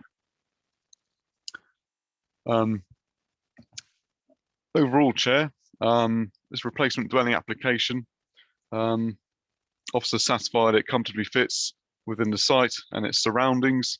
The surroundings have changed in character over time to a somewhat mixed bag of character of detached residential dwellings in the area. And overall, officers recommend permission granted. Thank you. Thank you very much. Right, objectors, I have either Louise or Bill Street or Christine Herraward. I can't see anyone in the room, so are one of those people on Zoom, and will you be taking your 3 minutes? Yes, this is Christine Herraward. Can you hear me, Chair? I can, yes, please go ahead. Okay, thank you. Good evening. I represent the owners of number 15 Deepdale, the White House that you've seen in the photographs just, who live next door to the application site. I hope that you've been able to look at my letter of this afternoon, which focused on the basement element of this scheme. Apologies for the letter being late in the day, but I have been liaising with your officers trying to resolve our concerns in advance of committee. We remain concerned that there is no sign-off of the final basement proposals from a structural engineer. If your committee is minded to grant planning permission, this omission could be addressed by an extra condition. The additional information in today's supplementary report does not address the concerns that we have raised. I've had many exchanges with your officers. The remit of Merton's in-house structural engineer is limited to implications for the highway. Ms. Rajagopal makes that clear in her 3 lines, which are reproduced in today's supplementary report. It is a reasonable expectation of neighbours that the planning system should safeguard the stability of their homes. We submit that it is not appropriate for a local planning authority to rely on other regimes such as building control, which focus on the proposed construction itself, not impacts on its neighbours. If it were the case, as the case officer has suggested to me, that other legislation adequately safeguards the stability of surrounding properties, other London boroughs would not have developed planning policies, Section 106 planning obligations and planning conditions targeted at this very issue. It is common practice in London boroughs which have been handling basement schemes for many years that the applicant must pay for an independent structural engineer to review the proposals. This approach ensures discharge of the council's duties, Have a minute remaining. as well as providing much needed reassurance to owners of neighbouring properties. As related in my letter and highlighted by the Wimbledon Society, the technical reports, which are on the council's website for viewing and submitted on behalf of the applicant, indicate that there is still work to be done. There are loose ends identified there. We ask for an additional condition requiring the applicant to submit an updated basement impact assessment together with whatever further drawings and documents that BIA recommends for approval by the council prior to excavation of the basement commencing. We also ask for some tweaking of condition 6, as detailed in my letter, about windows in the flank elevation. Thank you. Thank you very much for that. I have another objector on the list. Is Edward Nelson is in the council chamber here. Can you?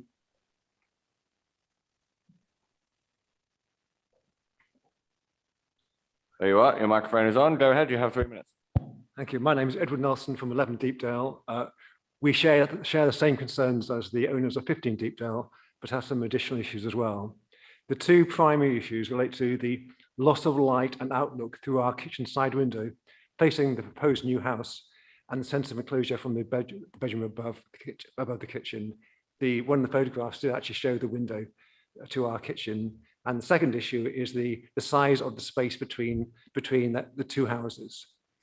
11 months after the initial submission, there are still no plans that actually show our kitchen window.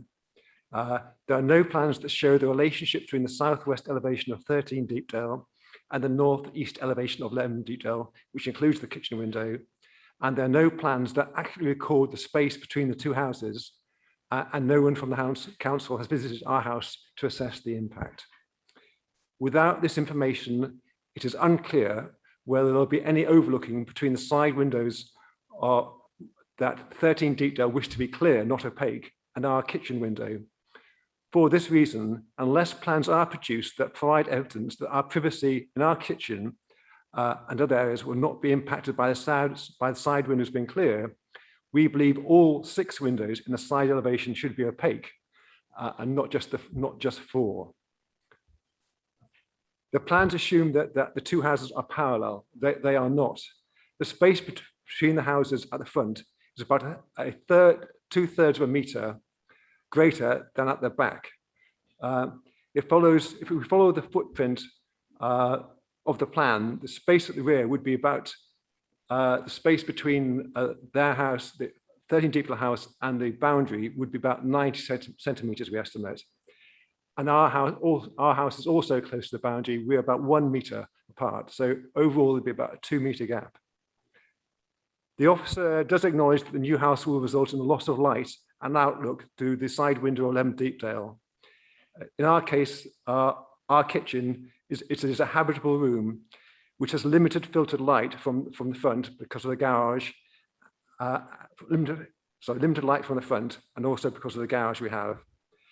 And the bedroom above the kitchen will also be impacted by the sense of enclosure. Extending the space between the houses by at least 1 metre would add significant light in our kitchen, as well as address the upstairs issue. The report indicates that the hip roof will help with light. Unfortunately, this hip roof includes a large dormer window, which is bulky, overshadowing our house, and will block some of the light. We think it would be better if this was a roof light. We'd also request that that a condition should be added that the site office, which they plan to place in the back garden, should be no more than 1 story high to protect our privacy. And we'd ask that a condition be added that no air conditioning machinery which will generate noise should be placed outside.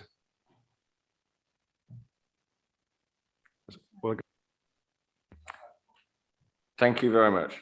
Thank you for that. I have down an agent, but apparently they won't be contributing to this evening. Fazan, is that the case? That's correct. They're not here.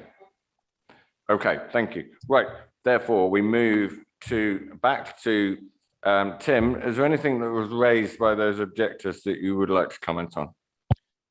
Yes, Chair, thank you. With this application, with regards to the basement accommodation, the application as originally submitted was reviewed by our flood risk officer, and the level of information wasn't sufficient. So the application has been delayed, but the applicant went away and did their on-site investigation report as required, and updated their drainage strategy and basement impact assessment. So that is now with us, and you can see the flood risk officer's comments in the committee report, saying that they're happy with that, subject to compliance condition for it to be undertaken in accordance with those submitted details. In regards to the scale and form of the building in relation to neighbouring amenity, it is a matter of judgment. It's acknowledged in the assessment of the report that the proposal will impact on that ground floor side facing window, but we have to look at the main outlook to the house, to the neighbouring house, which is to the front and back. It is one ground floor side facing window, and so overall, even though that will be quite an impact on that window, we do not consider we could warrant sustain a planning objection on those grounds.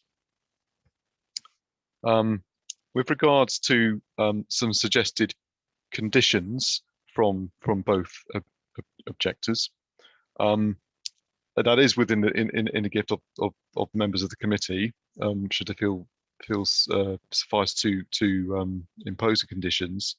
But the reason officers have not imposed some of those conditions, such as obscure glazing to ground floor side facing windows, as generally speaking that would be deemed to be unreasonable, because they are on ground floor. With regard to condition for the site office to be no more than 1 story, this is something that, well, I think with members, should that be an issue, it's normally dealt with under construction management plan. But should that become a sticking issue, then that is something that we could look at with some wording. Thank you. Thank you very much. I think on the objector's point on the basement impact assessment, we have in the report, page 216, item 15, we have a clause in there saying that it must be carried out in accordance with a basement impact assessment, which was done in January of this year. Can you just clarify that for me a little, please? Yes, Chair. So this is part of the pack of reports which the applicant did submit in order to address the flood risk officer's concerns with the original submitted application. So his recommendations is that the development can be carried out in accordance with those reports. Now, you will note that the council structural engineer has referred to the looking at impacts on the highway, on the public highway. Now, we have sometimes gone to our structural engineer on basement applications which are extending mid-terrace properties, for example, and not detached properties. So that this application is to take down existing dwelling and start from scratch, which we believe is a difference between that and extending a large basement under a mid-terrace property where there are adjoining neighbouring walls to the site. So that is how officers come to a conclusion with that, based on the structural engineer's comments as well. But again, with members, should that be a particular sticking point, then a condition for the BIA to be re-reviewed on a discharge condition application could be acceptable, but that's within members' remit there. Okay, thank you. Okay, other members' questions? I have Councillor McGrath. Thank you, Chair. I'm just a bit concerned about the comments from the East Surrey Badger Society, and I wondered if they have got some comments about the problems of building near badgers and not protecting the badger set, and we do have a condition at number 23 on page 218, but I wonder whether that condition isn't really very strong. I wonder if we can beef up that condition about the badgers to give more protection and to be absolutely clear about what needs to be done to protect these badgers. So it's a question, what more can we do to protect the badgers? Okay, is there anything more we can do?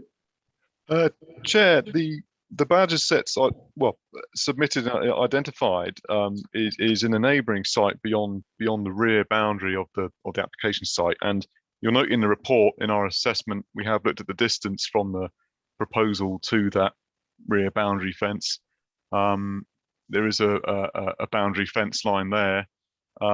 So we consider that from a planning point of view, we couldn't impose any further mitigation rather than put an informative on advising the applicants aware of the Protection of Badgers Act 1992, because that would remain in place clearly, and they have to ensure that they don't breach that within their development. So we have put the advice there, but with this, in looking at it, we struggle to find really any suitable further protection other than that. Okay, I mean, I doubt the badgers know it's in a different property, but fine. If that's the best we can do, that's the best we can do. But I think it's unfortunate there's nothing more, but thank you. Okay, Councillor Henry, you had a question. Will you be kind enough to just show us on your plan where the bin storage are, and if it's easy access for collection? I'm going to assume that with most other residential houses, they'll have wheelie bins which they can store down the side or at the back and wheel out to the front on bin day. Quickly, Tim, is that the case? Yes, Chair, it is at the front here, Chair. So access remains as is, and the bin storage at the front here. Okay, thank you. I'm thinking any other questions, any comments from members? Councillor Southgate. It is actually a question. I share the concern of Mr. Nelson about the installation of air conditioning units. Would that require a separate planning permission? I don't believe so, but Tim, you can tell us, I hope. Chair, it's an interesting area.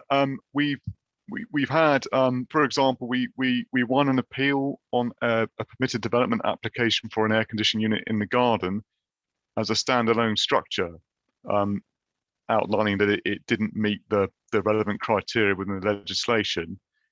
However, sometimes you can put them on the wall, the elevations of your property. So it's off the top of my head, unfortunately, I can't say for certain. It does depend where they put it and how concealed.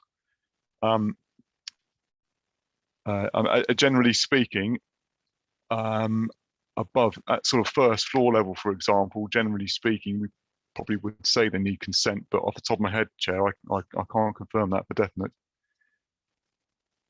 Okay, any other comments from councillors? Councillor Dehaney.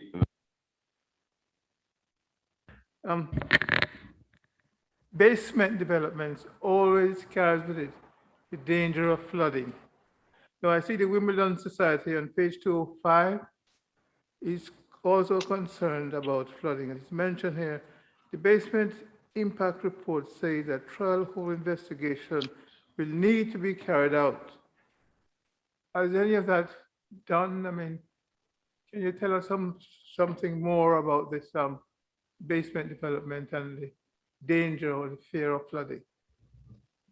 Okay, I think I can probably answer that. It's the condition I mentioned earlier on page 217 about the basement impact assessment done in January of this year. I'll go to the officer once I've heard Councillor Crowe as well, he might want to expand on that. Thank you, Chair. My comment was different, really. We were told by the officer that it wasn't appropriate to put obscure glass on the ground floor side windows.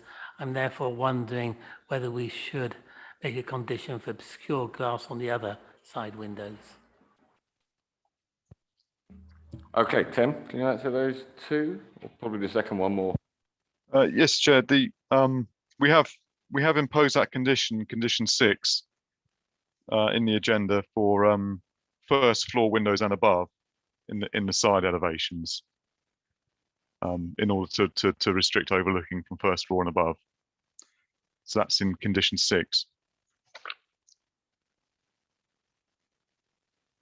Okay, thank you. Do we have any other comments from members of the committee? No, I'm going to move it to the vote then. The recommendation. I'm sorry, did you have a comment, Pete? Councillor Southgate, you have a comment. Not it's sounding off really, Chair. Massive destruction of value here in demolishing a perfectly sound property, probably built no more than 50 or so years ago, and putting something similar but larger in its place. What does that achieve? And the other really is, did Mr. Lipscomb describe this as a area of mixed character? Well, not for much longer. If you look at the design here and the designs of other redeveloped or rebuilt properties around Deepdale, we're getting cloned with these McMansions that it's almost as if you don't need to employ an architect. You could just buy the plans of the last one. They are obviously there's a market, maybe it's the corporate lettings market, but it just is rather depressing that it's as if people aren't thinking individually about the potential of each site. They're just erecting what they feel the market wants, and the market is being persuaded that that is what it does want, but it's in fact, in design terms, unoriginal and uninspiring, and I haven't got a good reason for voting against it.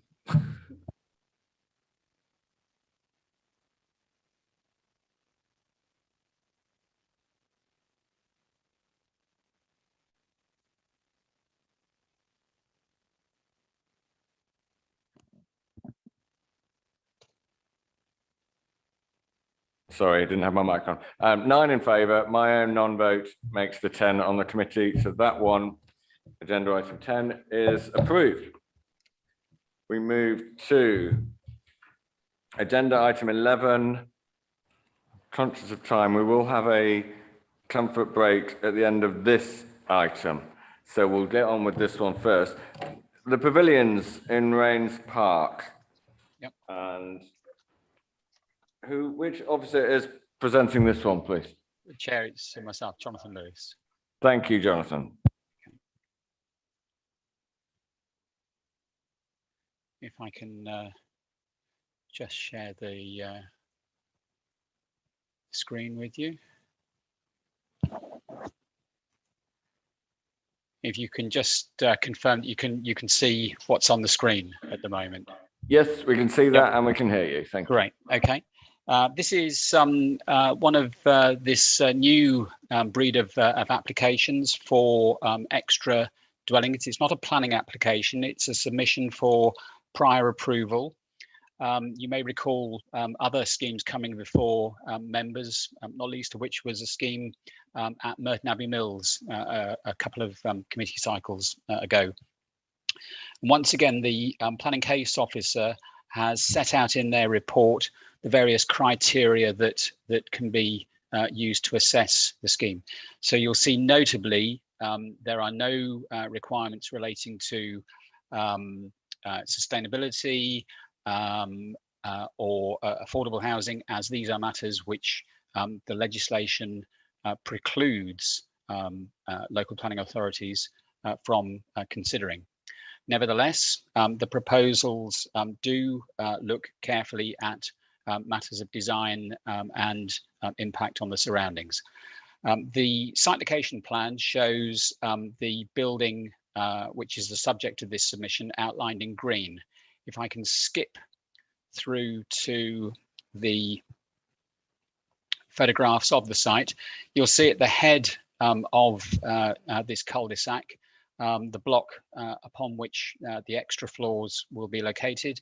The development was erected on part of the old Royal and Sun Alliance sports grounds around about 2006, following a planning appeal. So the council sought to resist proposals to develop the site, but it was allowed on appeal. The application site has been the subject of a planning application back in 2009, some 12 years ago, and you'll see that in that instance permission was refused. If I can just draw members' attention to the modification sheet, please. You may wonder why officers are recommending this application for approval, but I've checked, and the officer's recommendation from the 2009 planning application to members was in fact to approve. So in that respect, although the appeal inspector took the view that the scheme couldn't be supported, officers are in fact being consistent in their approach to reviewing this latest application. If I can just take you into the cul-de-sac, you can see to the left of the screen some townhouses. Again, we're getting closer to the block of flats. Behind it are some trees. The trees are along the slightly elevated section of Bushy Road as it progresses towards the A3. Again, turning into the cul-de-sac, we can see the modern block of flats, one of three. Again, a parking area and bin store, and then another block of flats to the right of the screen. Again, the tall trees to the rear, pretty much framing the edge of Bushy Road. Again, another view of the development, and again showing what officers consider to be good levels of landscaping around the site, and another image of the corner of the development. And then if we go outside of the site, this quite dense screen here is in fact just the other side of Bushy Road. So and this is where you get the contrast. So inside the development, seemingly quite ample buildings. Outside of the development, because of the change in levels, the buildings appear that much smaller, and to a greater or a lesser extent, depending on the season, are partly obscured by trees and shrubs. You'll see from the report that there have been numerous objections to the proposals. If I can just take members to the images on the screen, you'll see that there is the extra floor being proposed here, which simply extrapolates the building form of the floor below, and then the final floor. This has been the subject of amendment and has been cropped back, and this lies on the Bushy Road side. So the cropped back bit is where the hand's moving, so arguably less visible from the Greenview Drive, the cul-de-sac. The elevations, as I said, extrapolate the existing building and then put a metal-clad top floor above that. You'll see from the officer's report how we've reached our conclusions in terms of this particular scheme. The proposals do more than simply extrapolate the building. They actually taper the building away from the head of the cul-de-sac, actually giving some coherence and sense to the block, which otherwise could appear quite stark if it was just simply taking the 2 floors up, which, as I said, officers were resistant about. The application is recommended for approval, subject to a number of conditions. Thank you, Chair. Thank you very much for that, Jonathan. We have 2 objectors listed for this, the agent and then the ward member. I'll go with Mark Whedon. Is he on Zoom or in the chamber? I'm on Zoom. Can you hear me? Yes, we can hear you. Go ahead, you have 3 minutes. Good evening all, and thank you, Chair. I'm representing the residents and leaseholders of the pavilions on Greenview Drive. For the purpose of this statement, I will refer to the residents and leaseholders collectively as stakeholders. An overwhelming number of stakeholders wanted to speak to you today due to the concerns regarding this application. I'd like to highlight to the committee that as key stakeholders, we have not been engaged by the applicant to work on a collaborative application. This is a decision unfortunately made by the applicant. I'd like to bring to the committee's attention the limited amount of time to review the planning officer's report and to seek professional advice, as the officer's report was made available less than 7 days ago. A consistent concern across the representation was the visual aspect of this application. These concerns should be viewed as objective rather than subjective due to the large number of people who have commented on this. Over 134 representations were made to Merton Council. I'd like to focus the committee's attention on the rejection statement in 2010, as it used keywords such as height, bulk, and stated this would be too large for the site and would fail to respect the scale and height of the surrounding buildings. This was for a single-storey increase to the existing building. The revised application is proposing an additional 2 stories. The first story would use materials to blend in with the lower part of the existing building, with the 6th floor using different materials that would not blend with the lower part of the existing building or the surrounding buildings on Greenview Drive. The proposal would increase the building's height by at least 50% and would clearly be overbearing. The planning officer had referenced that the 6th floor would be similar to a nearby building, Bushy Mansions, which is not within the immediate vision of the pavilions. It is important to highlight that Bushy Mansions is smaller in scale to the proposal, and this is a consistent design within Malden Court, although the design doesn't blend well with the lower floors. The applicant has not provided evidence of assurance that the proposed design of the additional stories could be safely supported by the existing building, or how fire safety would be improved, such as additional fire exit for the proposed additional occupants. This feels like rather than key considerations prior to submitting a planning application. A contextual diagram is clearly missing from this application, which shows a proposal against the surrounding buildings on Greenview Drive, especially due to the reason for rejections in 2010 and the amount of representation raised and concerns around this. I request on behalf of the stakeholders and neighbours that the committee members reject this application, as the proposal will create a large, overbearing structure that would not blend with the existing buildings on Greenview Drive. It would not create architectural value or address the reasons for rejection by Merton Planning in 2010. Thank you for your time today. Before I finish, I would like to confirm that the committee members had an opportunity to review a letter we have sent for review. Thank you. Thank you very much for that, Mark. And we have a second objector listed as Simon Young, who I'm not seeing in the chamber. So are they on Zoom as well?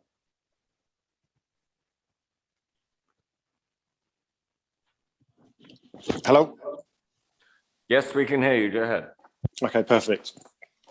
Dear committee members, I'm here as one of the directors of the Greenview Drive Estate Company and a resident myself, representing the views of the residents totaling around 100 people. The first point I would like to make is the overwhelming objection by all of the residents to the proposed development, both the residents within the Greenview Drive complex and also those nearby residents, evidenced by the large volume of objections the council has received. As residents of Greenview Drive, we have had minimal time to properly review the proposal and seek out detailed legal and planning feedback with which to object, especially given the COVID pandemic and difficulty to meet as a group, whilst in contrast, it appears the freeholder and council have been in discussion for some period, including evolving the plans without ever seeking the involvement or providing awareness to the actual residents whom this will impact. This does not feel like it has been a fair process or allowed for reasonable time on the part of the residents. Further context to highlight is the fact that currently the apartment leaseholders are negotiating with the freeholder to secure the freehold, which is due to conclude in mid-July. As to the actual proposed development, this has clearly been rejected previously due to the impact on the residents of the complex, both apartments and houses.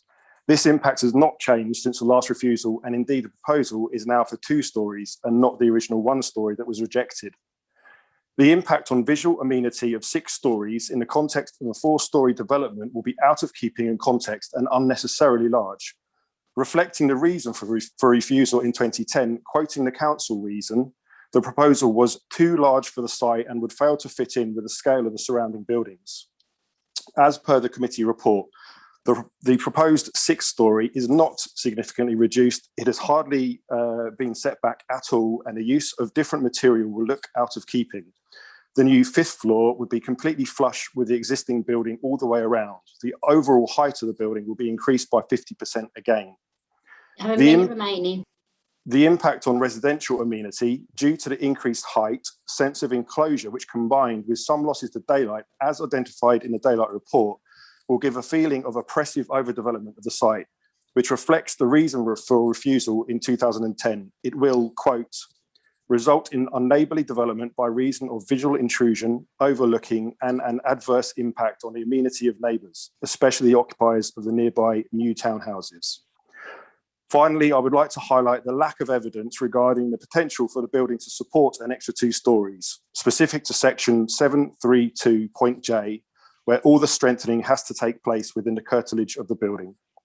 To conclude, I would request the residents' views, the detrimental impact on them, and the lack of evidence to support the safety of the construction will be strongly considered as reason to reject this application. Thank you. Okay, thank you very much for that. We have, I believe, John Murch of the agent. Again, not in the room, so I presume on Zoom. Hello, can you hear me? Yes, we can. Go ahead. You have up to 6 minutes. Thank you. Good evening, councillors. My name is John Murch from Davies Murch, and I'm the agent for the application. The application proposes to confirm my client's permitted development rights to deliver 10 new homes through a roof extension to the existing building. During the application process, the scheme has been amended to take account of the comments made by officers in respect to the proposed massing and detailed design. Consequentially, the proposed scheme sits comfortably within its context. Members will be aware of the increasing pressure on the council to deliver new homes to meet the significant shortfall. The potential provided by rooftop development is one of the ways in which it is able to help meet that need. The council already recognises this potential and is bringing forward guidance as part of its new local plan to promote and support this type of development. We are very aware of the concerns of existing residents with the building, particularly in relation to construction impact. However, these developments are becoming increasingly common, and the construction industry is responding by finding innovative ways to keep impacts to an absolute minimum. Furthermore, can I draw members' attention to condition 9 on page 256 of the officer's report, which requires a construction management plan is submitted to the council for approval. This specifically requires that measures are put forward that minimise the impact on residents, which include hours of work. The scheme has taken the opportunity to provide new cycle parking and refuse facilities that meet the latest standards. Officers have carried out a very thorough assessment of the proposal against the prior approval regulations, the details of which are provided within the report before you. This assessment confirms that the scheme fully complies with all of the necessary criteria. There would be no reasonable basis for refusal. Speakers have made comments about the previous refusal on the site. However, this was 12 years ago and assessed against a very different set of policies. For example, the council's housing targets were a small fraction of what they are now. The local context is also changing, with developments such as the nearby Rainbow Industrial Estate, some 100 metres to the north, introducing tall buildings. Excuse me. The policy context that applies to this development is now very different, and the permitted development rights introduced by government are specifically to enable these sorts of schemes to come forward. I respectfully request that the members uphold the office recommendation and approve the application. Thank you very much. Thank you very much for that. Jonathan, do you have anything to comment on? Actually, no, sorry. We'll go to Councillor Bakari first. I'm can't see in the chamber, so I'm assuming you're on Zoom, Councillor Hina? Yes, yeah. Thought you might have forgotten me. No. Off you go. We can hear you. Thank you. I'm representing the residents of West Barnes, particularly those living in the pavilions and in the houses opposite the flats and the surrounding streets. The amendment, which reduces the number of flats from 12 to 10, makes very little difference to the effect of adding the 2 extra stories to this building. We've heard reference to the 2009 application where the extra story was refused for height, bulk, orientation, design, being unneighbourly, and visual intrusion, and for overlooking. However, Mr. Murch just mentioned that this does not apply now. I would disagree with his point, because despite the government introducing planning development rights in 2020, in that legislation, in paragraph 7.29, it clearly states that the impact of the amenity of neighbouring premises and those in the building being extended in including overlooking, privacy and overshadowing. So these issues still do apply. Now, we agree with the residents that the loss of amenity green space used by the residents of all 50 properties in Greenview Drive due to the construction of more parking spaces would also be detrimental to the enjoyment of their homes. We also agree with the neighbouring houses that 10 flats would make them feel more hemmed in, resulting in a loss of privacy. If you look at policy N3.4, Rains Park of the draft new local plan, it states that Merton Council aims to improve the quality of the environment and make it easier for people to move around Rains Park and the wider neighbourhood, and respect local character and amenity. Now, this current 4-storey building is already taller than the surrounding 2-storey buildings in Fairway and Bushy Road. And if we're adding another extra story, that's keeping out of character of the neighbourhood. In addition, the metal cladding on the extra stories would also be keeping out of the keeping of the local area and the current buildings in Greenview Drive. Now, we have written to the residents locally. Not one resident is in favour of this these extra stories. Now, today in West Barnes, the planning inspector has decided to allow a 15-storey high building in the Tesco car park. West Barnes residents are feeling incredibly ignored and angry today, and despite England celebrating a win, the West Barnes residents are feeling as if they've made a massive loss. I appeal to you to listen to the residents and make sure that we do not allow this story to be built. It's not going to please anybody in the local area. It's not in the upkeep of the local area, and it is actually against paragraph 7.2 of the government legislation, as I've already said. Thank you very much. Thank you for that. Jonathan, did you want to comment on any of those last 4 contributions? Chair, if I may, please. One of the objectors has raised concerns about the absence of collaboration, and whilst it's something which is encouraged in the National Planning Policy Framework, it's not a basis on which we could reasonably resist the proposals or delay determination. The time scales to comment, the council has kept to government legislation in terms of the publication of the agenda at least 6 working days before a meeting takes place. So in that respect, Merton has abided by legislation in terms of the timescales. I'm sorry if it may seem a little harsh on the applicant, but I'm afraid the council is being entirely consistent with other councils in terms of its approach there.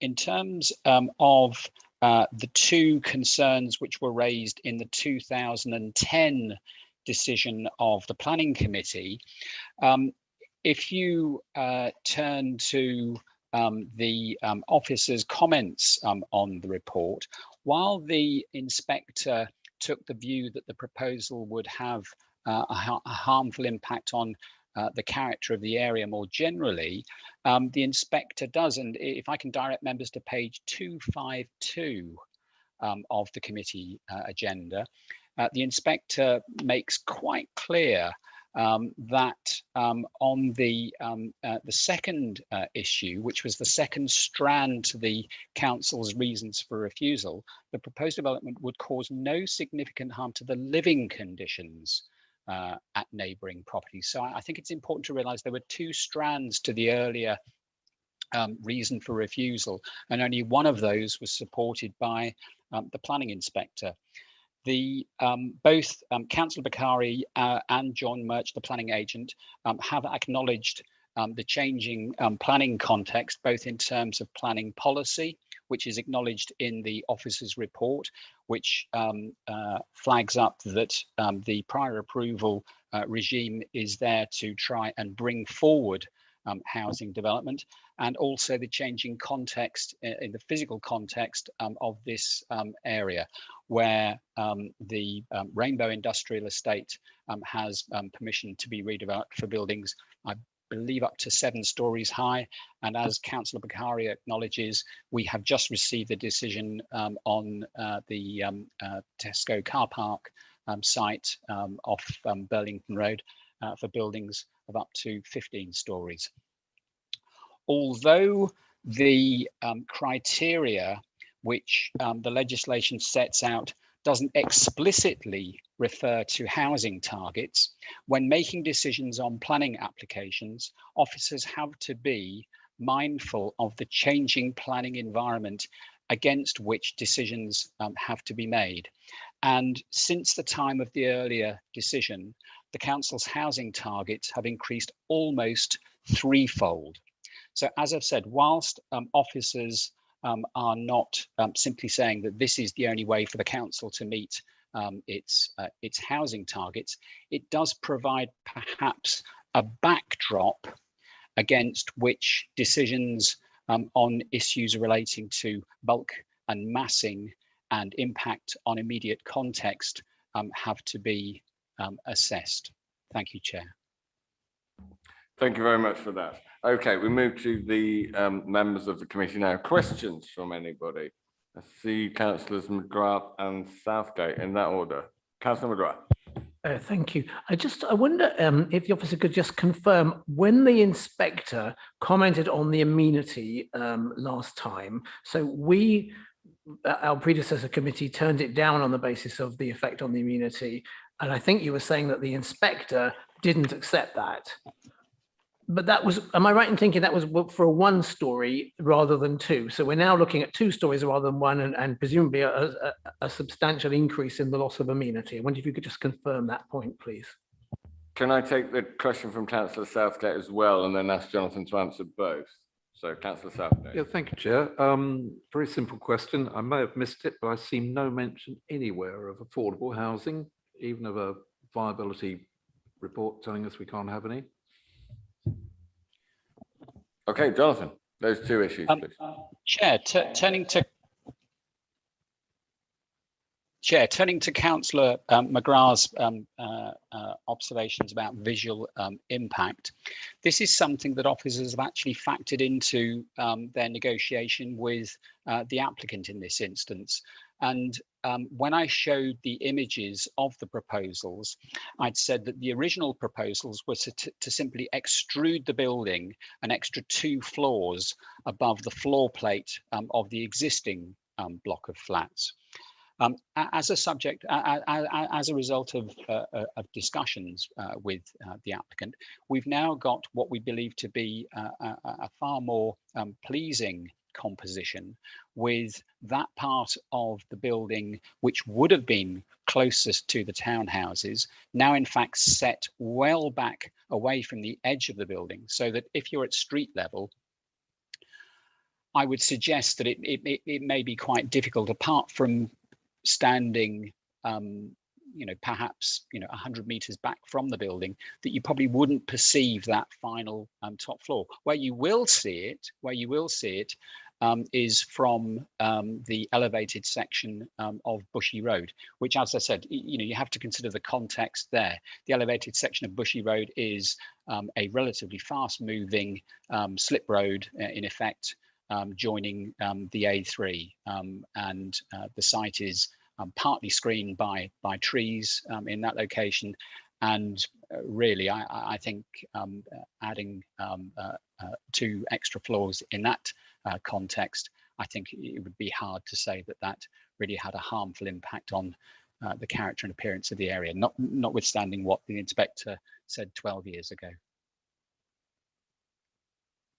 And on the affordable housing. Sorry, and in respect of Councillor Southgate's question, the way in which the prior approval regime has been configured precludes officers from applying policies relating to affordable housing. Okay, thank you for that. One more question from Councillor Dean. The proposal doesn't seem to be something that we as a committee can answer. I don't know if we are legally in a position to do so. It says here the application to determine whether prior approval is required in respect of the proposed erection of 2-storey roof extension. So that's not asking us if to say yes or no. That's asking if we can legally say that prior development is required. And I didn't think that we had any jurisdiction as a council committee to do so as councillors. That is an interesting question. Jonathan. Chair, the approach that I and other officers have taken over the years is whether or not the proposal before us triggers consideration under those particular criteria, and that if it is to be considered under those particular criteria, so if the proposals fit within the criteria set for this type of application, which this does, you then carry out an assessment against those criteria. And if you're satisfied, having undertaken that assessment, that 1, prior approval is required, and then secondly, prior approval is granted. And if prior approval is granted, it's made conditional upon a number of conditions which look similar to planning conditions. So these hybrid applications can appear somewhat confusing, but that's the approach that we've taken.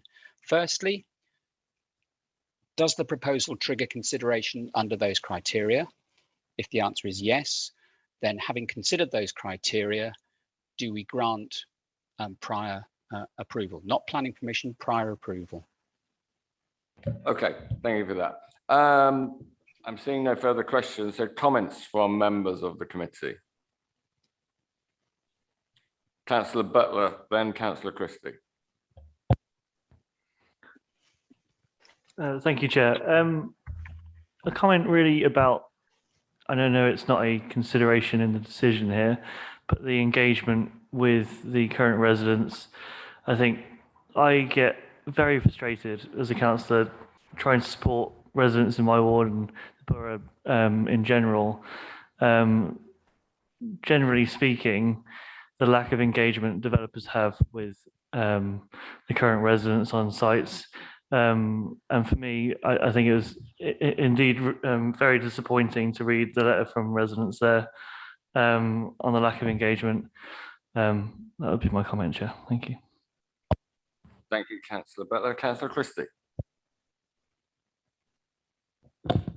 Thank you, Chair. So given Jonathan's answer to Councillor Dean's point, the issues that we ought to be considering when deciding this application are the ones listed on page 236, I take it, and obviously one of those is the impact on the amenity of the existing building and neighbouring residents.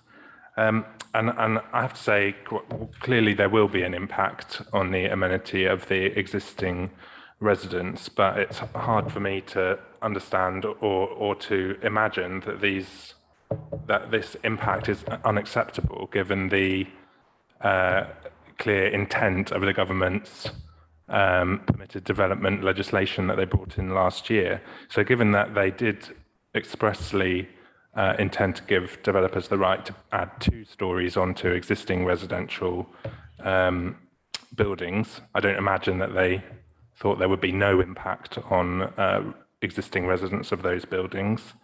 And so frankly, I can't see or can't say anything other than the impact of building 2 additional stories, which the government have expressly allowed, is anything other than acceptable. So I believe that approval should be given. Thank you. I'll go Councillors Dean and then Southgate. Comments? So the catch-22 here is if they're asking for our opinion to determine if it has prior approval or not, essentially they're not asking for it. They are saying, well, if you say that prior approval is required, then please pass this. Well, that doesn't make any sense to me. Either the officers are asking us if they can approve it or not, because they're saying that they want to approve it. So that's just catch-22. I don't think we have the right to decide if it's prior approval or not. I think that's for the officers. However, if they're giving me the opportunity, then they do need prior approval. And no, the answer is no. Because if you look at, if the government is saying that it is based on, as the local councillor in West Barnes mentioned, a list of things here, then it doesn't cover that. And I think the officers are right to bring it here. And I think the officers were right to reject the last application. In fact, I think every single application that's been made on this site, going back to 2004, has been rejected by this council. It's only inspectors that have allowed anything to be built here at all. So this council has never accepted the developer's opinion on what should be built. So if people want my opinion, which I'm surprised at, the answer has to be no. And I think the officers have to speak to the developer and ask them to go back to the drawing board. And I would say that anything that needs to be built has to follow legal guidelines, which this does not.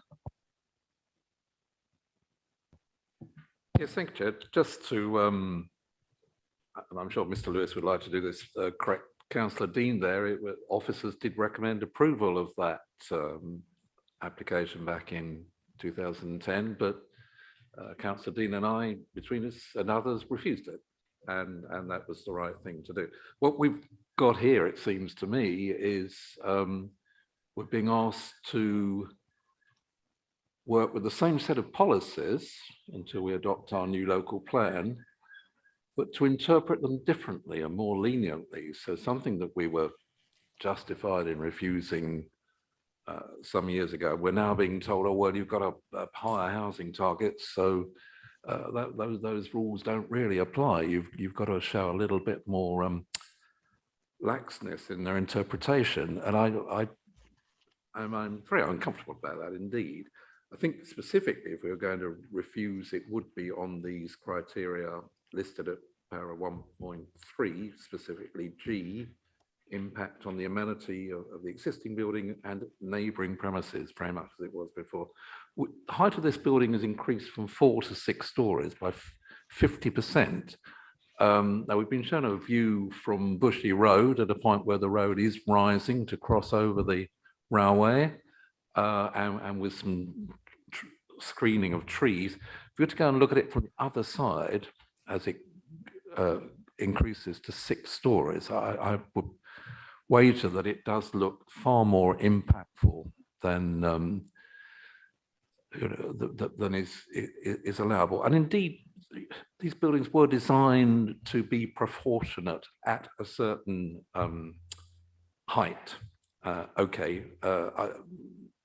We're stuck with this, but if we're now being told you can stick 2 stories on top and it doesn't affect the architect's vision, well, it does, doesn't it? But we're being told that's okay. I struggle to buy into that. I would be for refusing that this particular application. Okay, thank you for that. Councillor McGrath. I'll come to that after Councillor McGrath. But just very simply, Chair, it seems to me that the committee rejected it on amenity grounds some years ago.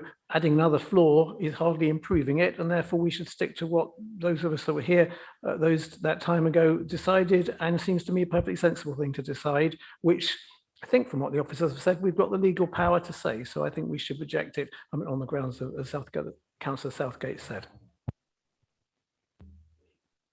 Okay, if there are no more comments, I will move it to the vote. And I take your point, Councillor Dean, but it didn't really make a lot of difference. I'll put it to the vote on the officer's recommendation. If that is voted down, then that is a rejection on the grounds that Councillor Southgate suggests. So well, I'll put it to the vote and we'll see what happens. There are obviously 9 voters, plus myself if I choose to vote. So the officer's recommendation is to grant prior approval, subject to conditions. Can I see all those in favour? 1, 2, 3, 4, 5. All those against? 4. And myself not voting, that makes the 10. So that application is approved. Agenda item 12, I had said we would move to, but on my list it's down as not having any speakers. So that will again move towards the end of the agenda. The next item we will deal with after the clock there is showing just 2 minutes after the half hour, 9:32. So let's say an 8-minute break to go to the toilets, get a biscuit, etc. We'll see you here at 9:40 to carry on with agenda item 14.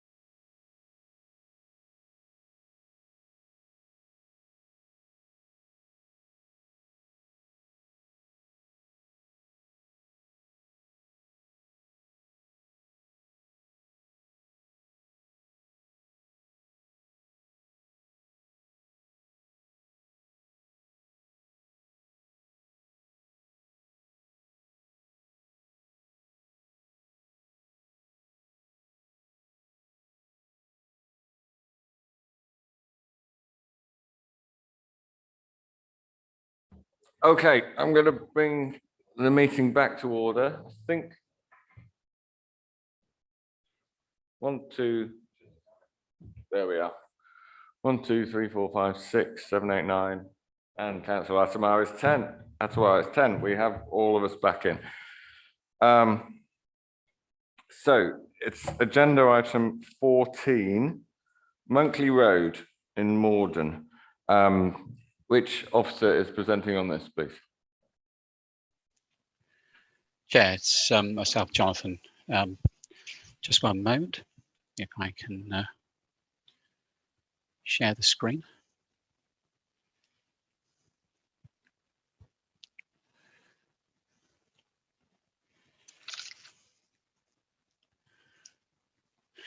Can I just confirm with members that you can see what's on the screen? Yes, we can see your screen and we can hear you. Thank you. Thank you. The application proposes 2 bungalows on the in the back garden of an end of terrace dwelling in Morden. If you can see from, I'll just show you the site plan to begin with. As you can see, it's a particularly large and irregular shaped plot. Back gardens contain various outbuildings, some small, some large, and you can also see this where the hand's moving, this little sort of outrigger to the building. That's a single story element of the existing dwelling, which is to be removed. If I can just show you the drawings, you can see here. Here's the part of the existing building to be removed.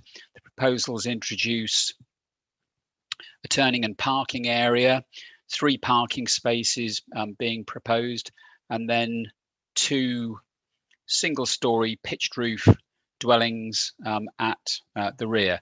Although the annotation is probably quite small, where the hand is circling here, it confirms that the garden size it actually meets the council's minimum standard. So the retained garden is up to council's minimum standard, and the proposed gardens for the 2 dwellings are as well.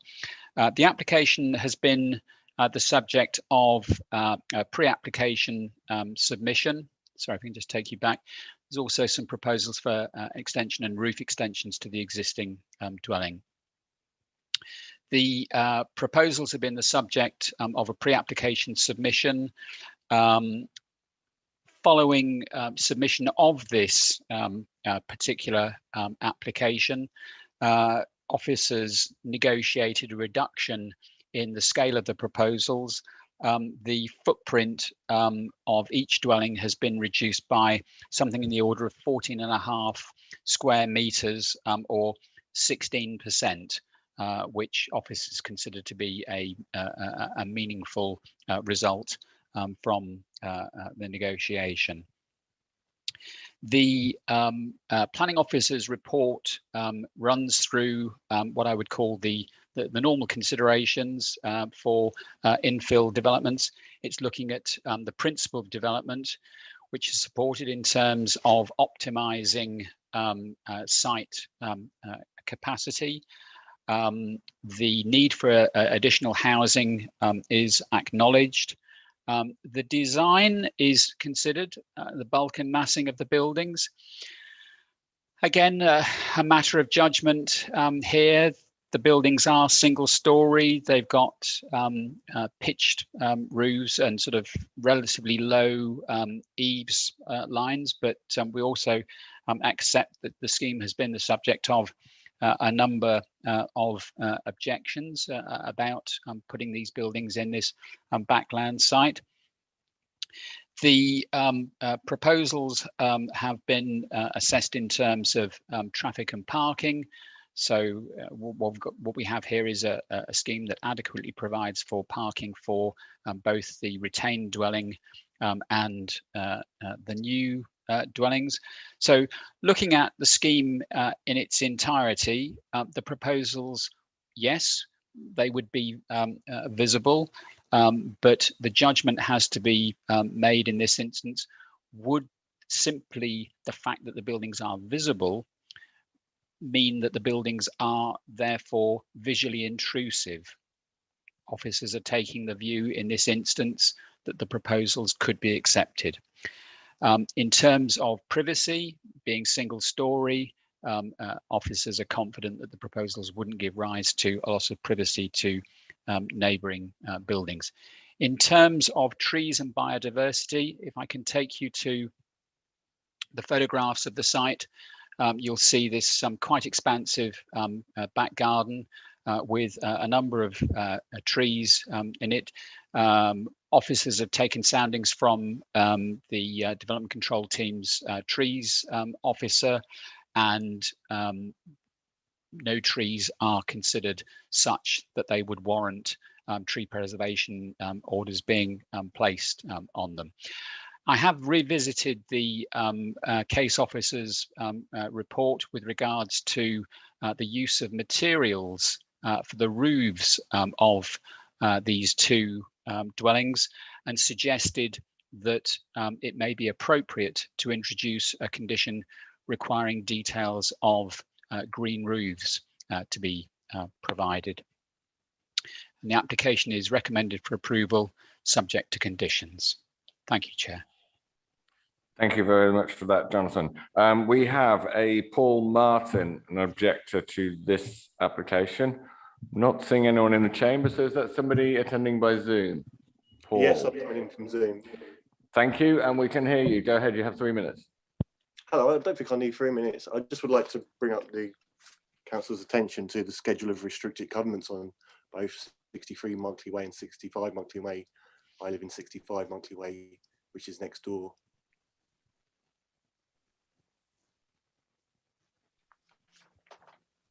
Thank you for your time. Okay, thank you very much. The agent is not attending, I believe, so we'll move. I don't think there's anything there which the officer needs to come back on. So questions from members of the committee. Councillor Dean. I'm not clear on how many trees will be planted, if at all. And is the green roof just an aspiration? Because there isn't a single green roof in Merton, and I've sat here in this committee for 15 years, and I've had about 50 proposed. Jonathan, you suggested possibly adding a condition stipulating a green roof or talking to the developer about encouraging a green roof. Can you expand on that, please?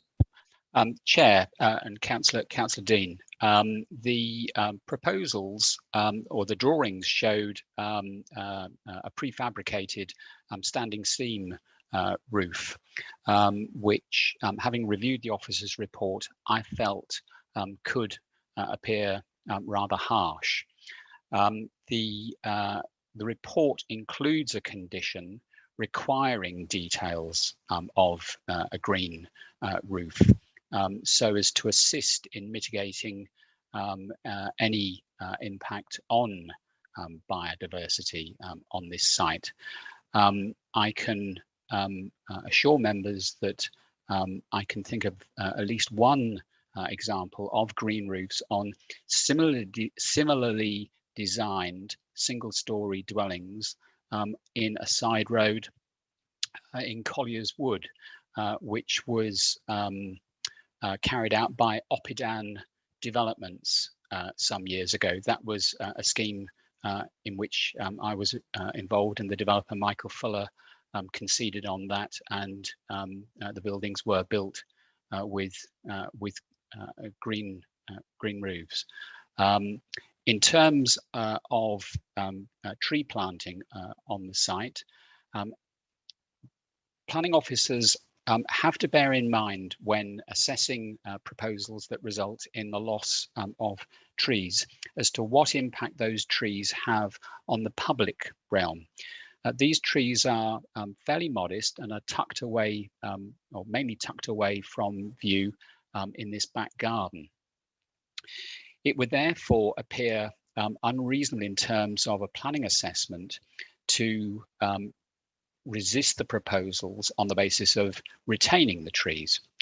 We then have the question of whether or not it's feasible to plant trees as part of the development before us. It would be possible to plant trees, and if members are so minded, a condition could be reasonably attached because the garden spaces are of a sufficient size to incorporate trees. But mindful of the chair's observations earlier, that's something that the chair may wish to discuss with members before proceeding. Thank you.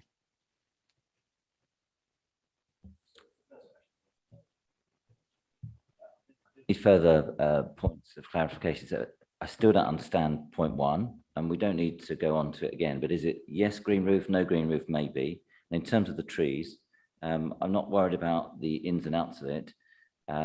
So by the sound of it, there isn't a plan. That's all I need to know. Okay, fair enough. Any other questions?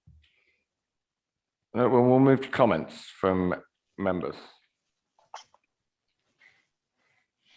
Councillor Dean.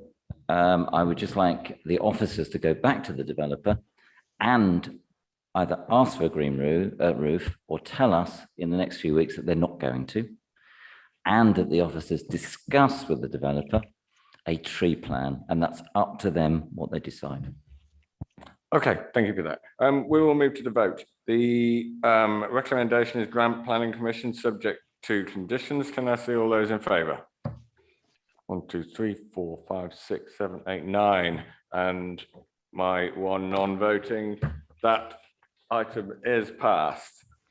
So we move on to agenda item number 15, 52 Parkway in Rains Park.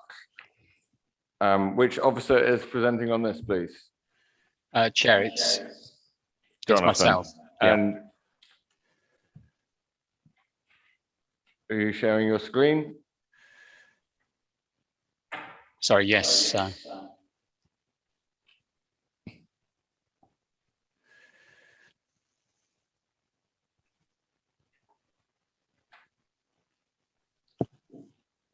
So yes, we can see that and we can hear you. Go ahead, Right. Jonathan.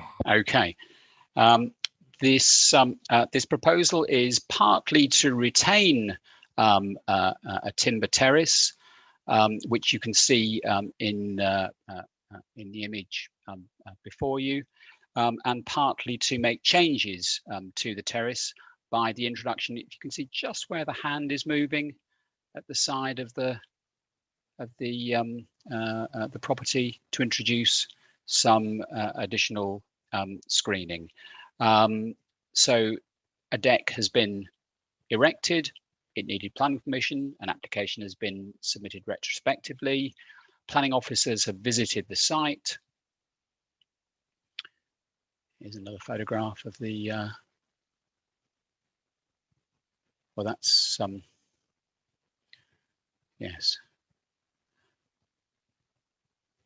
That's looking at the terrace from the objectors property, and that's looking at the objectors property from the application site. You'll notice here steps descending into the garden, and if you can follow the hand on the screen, roughly from where the top of the timber is there down to about there, we've got additional screening being proposed. Now I'll just show you the, there we go, that's the additional screening which is being proposed. So partly to retain, partly to amend. You'll see from the officer's report that the application has been the subject of objections.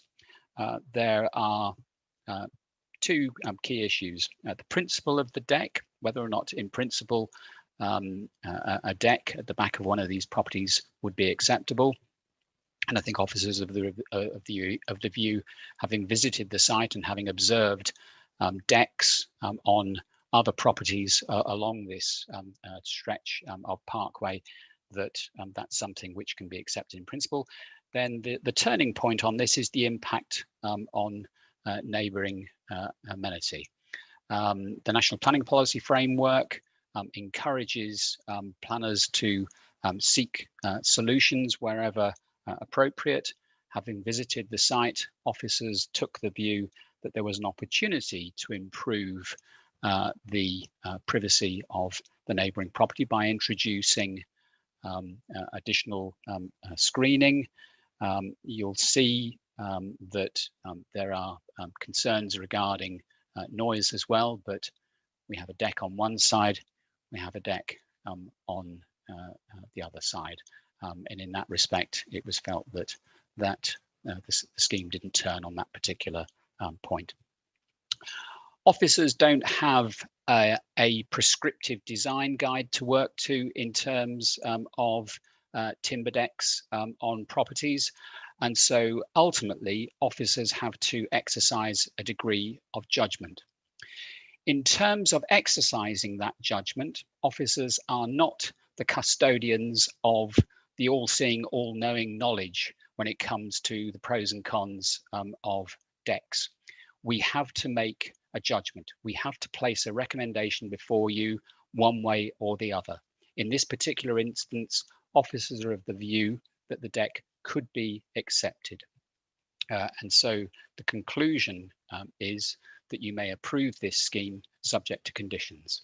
Thank you. Thank you very much for that, Jonathan. Okay, we have done two objectors to this, Dorina Markov McNulty and Brian McNulty. You're in the building, yes. Are you both here, Dorina and Brian? Basically, you can take 3 minutes each. You can take 6 minutes between you and swap at whatever point. But the officer will remind you when you're a minute away from 6 minutes in total. So it's up to you how you use those. I'm not going to be strict on it. It has to be exactly 3 minutes from each person. So please go ahead. Great, but can you hear me? Hello.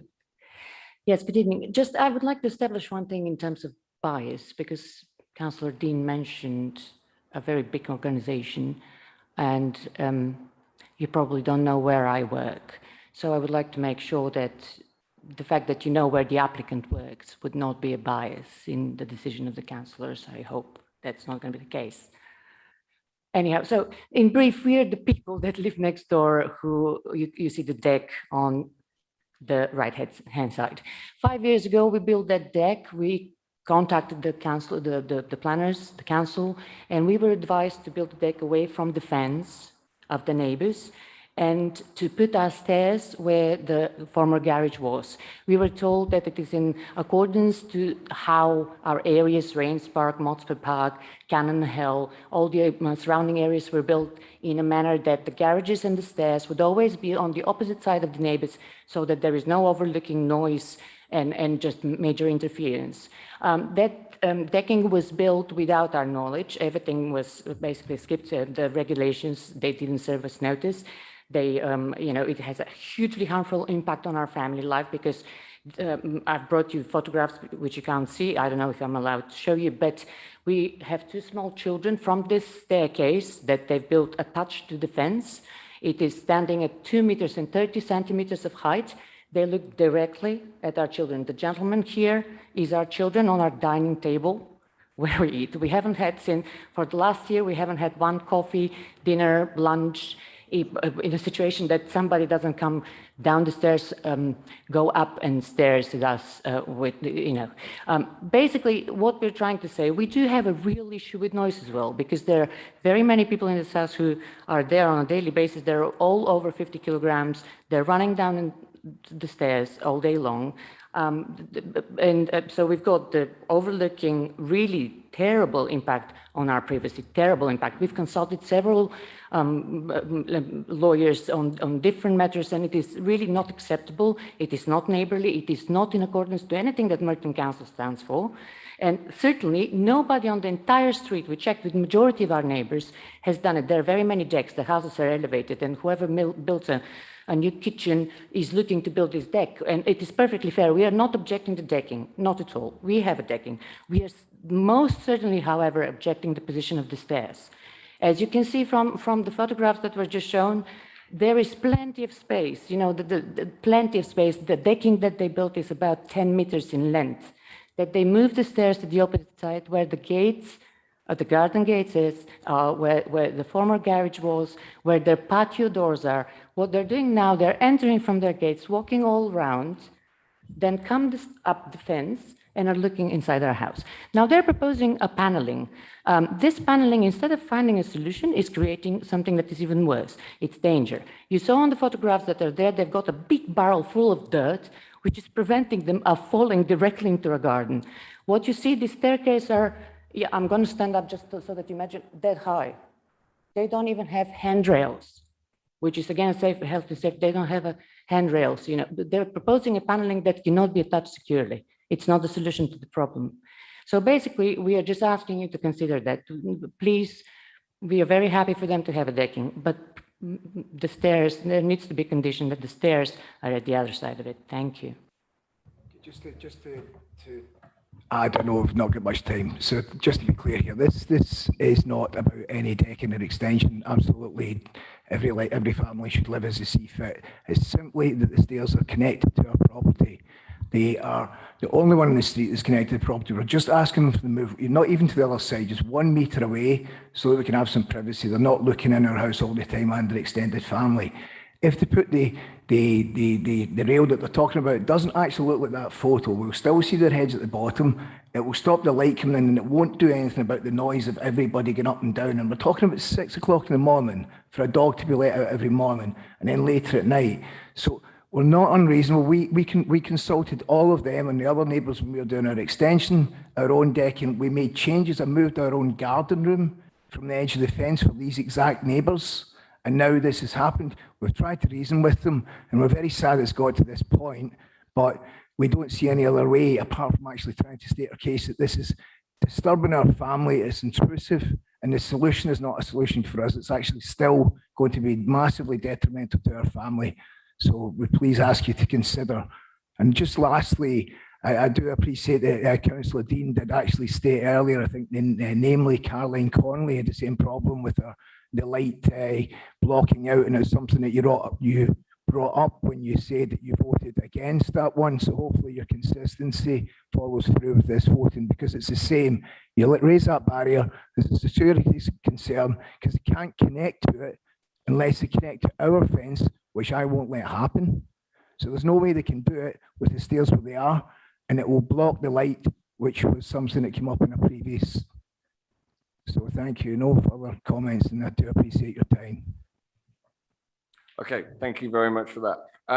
Can I go back to, I have down on the list the applicant, but apparently not attending the meeting. So as long as that is the case, we'll go back to Jonathan on anything within those objections that you'd like to go back over or refer to.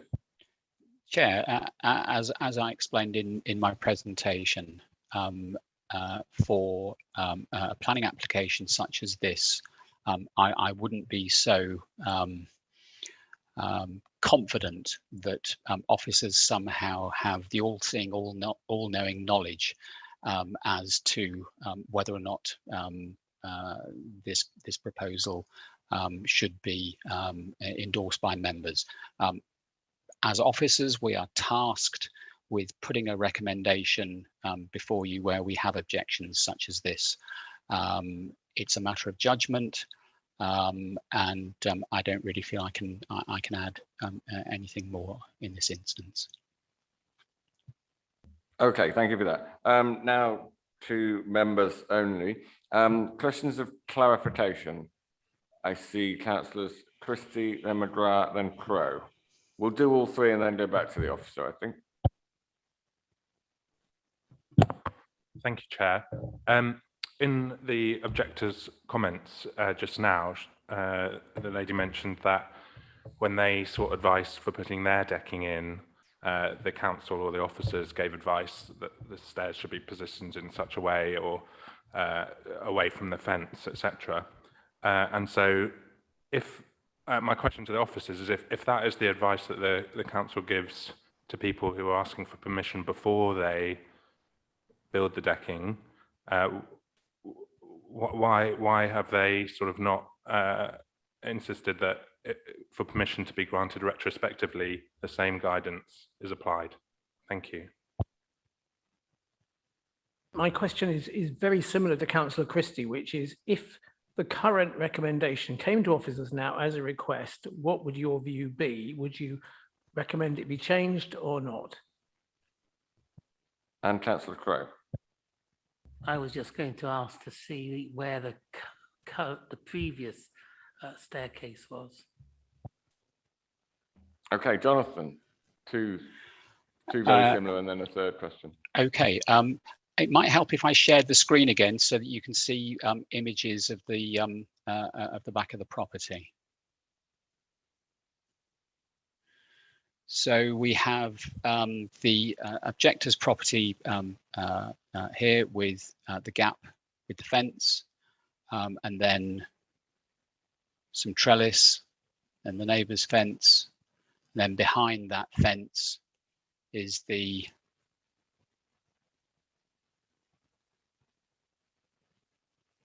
are the steps for the applicant.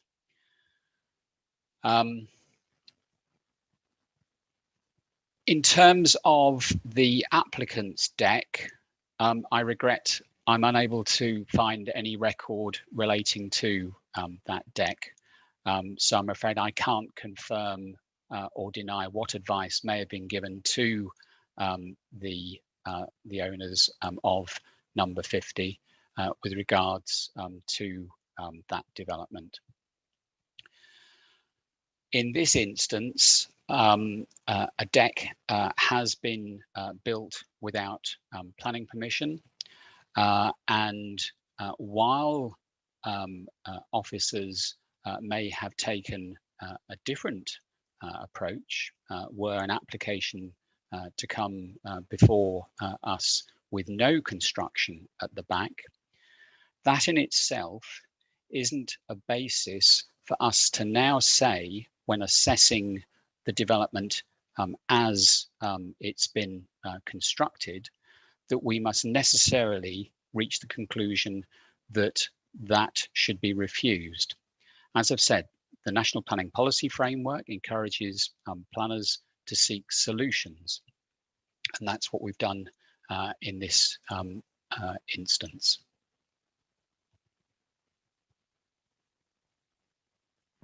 Okay, Councillor Henry. Sorry, no, it's now councillors only for contributions to the rest of this. Councillor Henry. Thank you, Chair. I just want to ask Tim if there is a alleyway or a pathway between the both residents. Jonathan? If I can just take you to the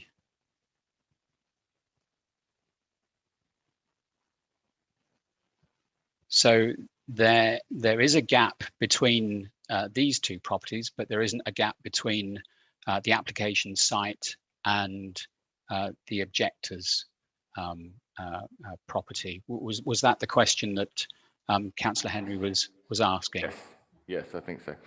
Okay. One more question, Councillor Crowe. So I haven't quite understood. When the previous terrace was in place, where was the staircase between the two houses, along the alleyway? I'm sorry, Councillor Crowe and Councillor Ward. I'm afraid I don't have photos showing how things were before this was constructed.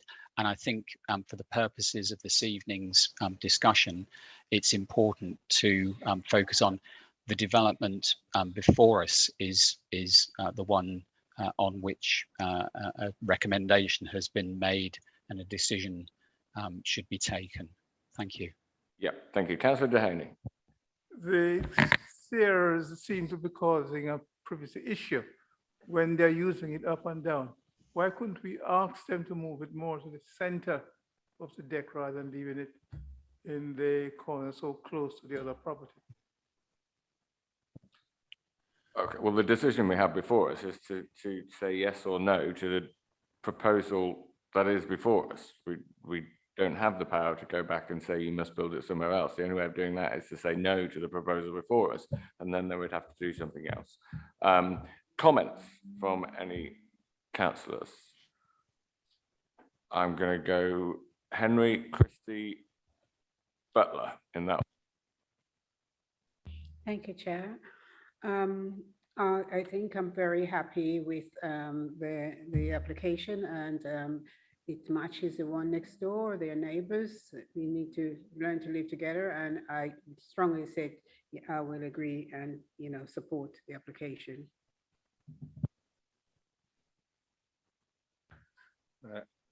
Thank you, Chair. And I think you might have made my point for me in that my preference would have been, if it's the issue of the placement of the staircase that is causing the particular issue with the objectors, and that this is an application asking for retrospective permission. But given that we are making a decision on approving this existing layout or not, then I'm afraid I'd be minded not to, based on the impact that it's having on the neighbouring property. So I'm afraid I won't be supporting it. Thank you for that. Councillor Butler. Thank you, Chair. I'm just going to echo that point. I think there's a definite privacy issue at the moment. I can't support the application as it is. Thank you, Chair. Any other comments from councillors? Similar comment from me. I'll take Councillor Dehaney and then Councillor McGrath. Yeah. The stairs, I don't like the stairs. I think that's a problem. Move it, or otherwise, we can't accept it. That's all.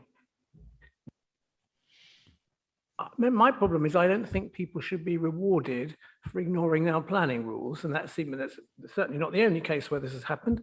But that seems to be what's happening. We've heard all sorts of comments from neighbours about applications, and that seemed to be one of the most powerful ones I've heard in this committee, and pretty convincing. So I'm not going to vote for this, because I think that they should be asked to go and do it properly in a way that doesn't disturb their neighbours. That is fair enough, but under planning law, no matter whether the development, whatever it is, has been built previously or not, that isn't a consideration for this committee. It's whether it should be built as proposed. Whether they have built it without permission beforehand is not a consideration. What can be a consideration, of course, are the various reasons that people have made. So I'm going to move this to the vote. The officer's recommendation is to grant planning permission. Can I see all those in favour of that recommendation? I'm not seeing any. All those against? 1, 2, 3, 4, 5, 6, 7, 8. Not voting? That makes 9, and myself not voting as well makes 10. So that application is rejected. Obviously, the structure still exists and does not have planning permission. So officers will take that forward in the future, but planning permission for that has been rejected. Chair, sorry, Chair. Yes, I wonder if members might like to perhaps just construct or loosely construct a reason for refusal. I could suggest to members that that permission is refused on the grounds that the location of the staircase, along with any associated screen, would be likely to give rise to a harmful impact on neighbour amenity by reason of noise and disturbance. Now, I say and the associated screen. This is where, and again, I'm not trying to sort of make a meal of this, but if an appeal is lodged, what we don't want to do is be faced with a modest application for costs. So if it's noise and disturbance from the location of the stairs, that can be sort of fashioned into a reason for refusal. If it's anything to do with overlooking, I would simply caution members in that respect, because remember, the applicant has put forward a suggestion for additional screening.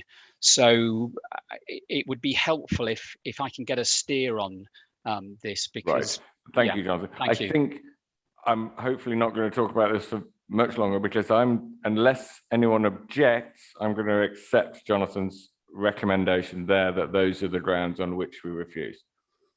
We're all happy with that. I'm not seeing an objection. So good. That one is refused on those grounds, Jonathan, and you will be able to write that up clearly on the decisions document.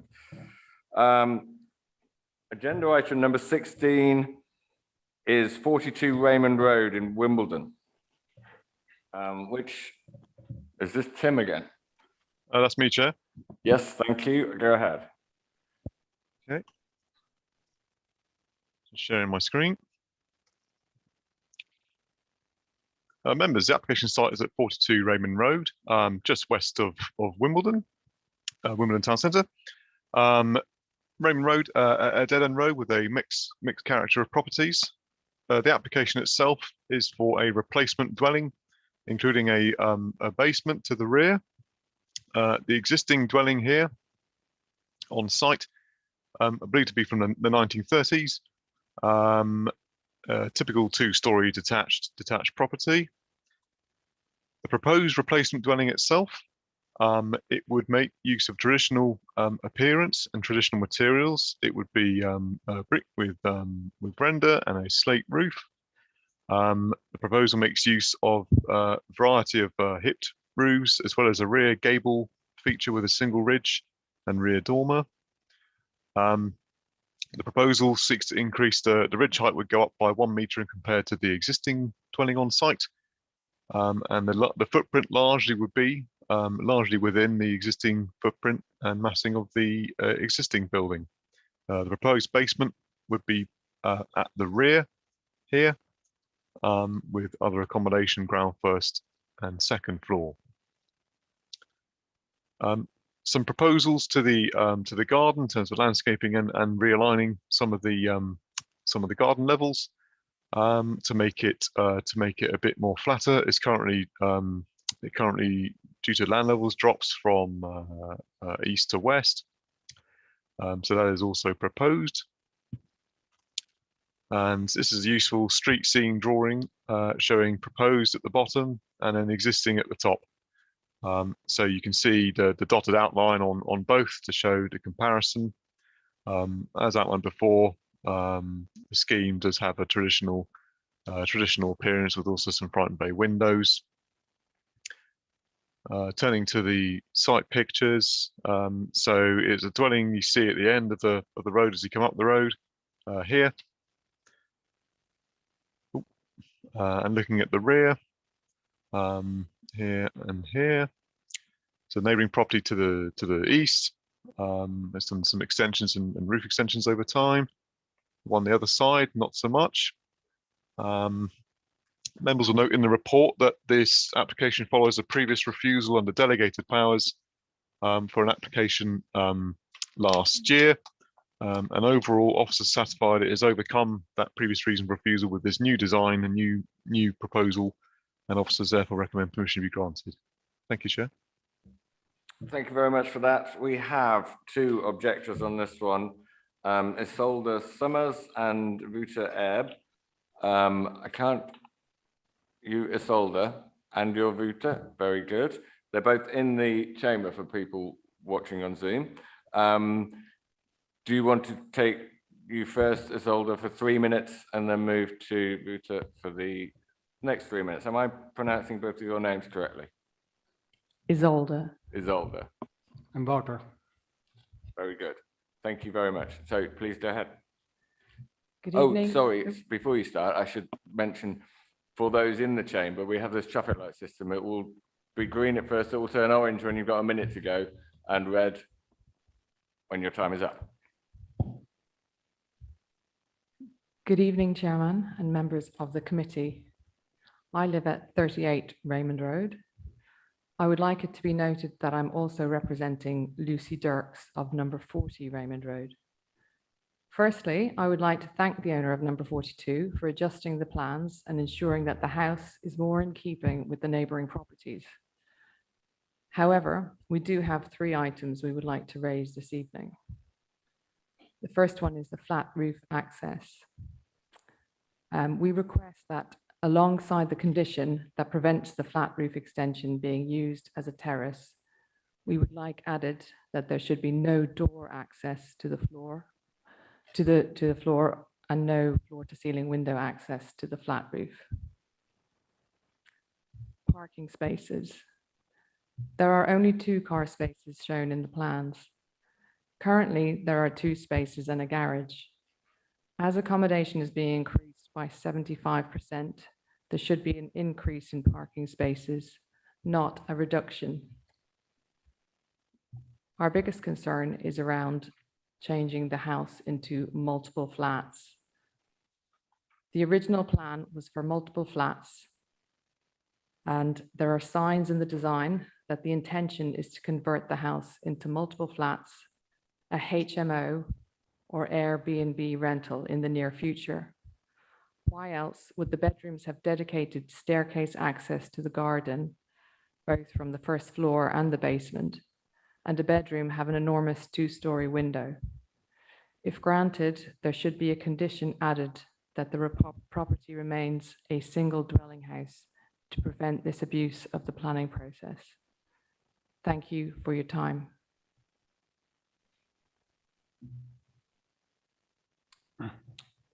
Thank you, Chairman. Thank you, councillors. I represent 44 Raymond Road. I'd like to start with commending my neighbour at 42 Raymond Road for changing the plans from last year to a much improved front elevation. Secondly, I'd like to make the point that I'm not at all against major works at number 42, or even potentially complete demolition and rebuilding of the property. However, I do object to what our neighbours intend to do with the property versus what's been submitted. I have been told by my neighbour, and so have other neighbours, that they intend to convert this property into flats. That is not what's being submitted, and I therefore deem this to be at best misleading, at worst dishonest, unethical, and against the spirit and letter of the planning application. I certainly would advocate a condition to prevent the house from being converted into flats. Secondly, I object to the double high windows at the rear. True, if you stand in front of the window at the back at the moment, you can look at the 4 gardens at the top of Raymond Road.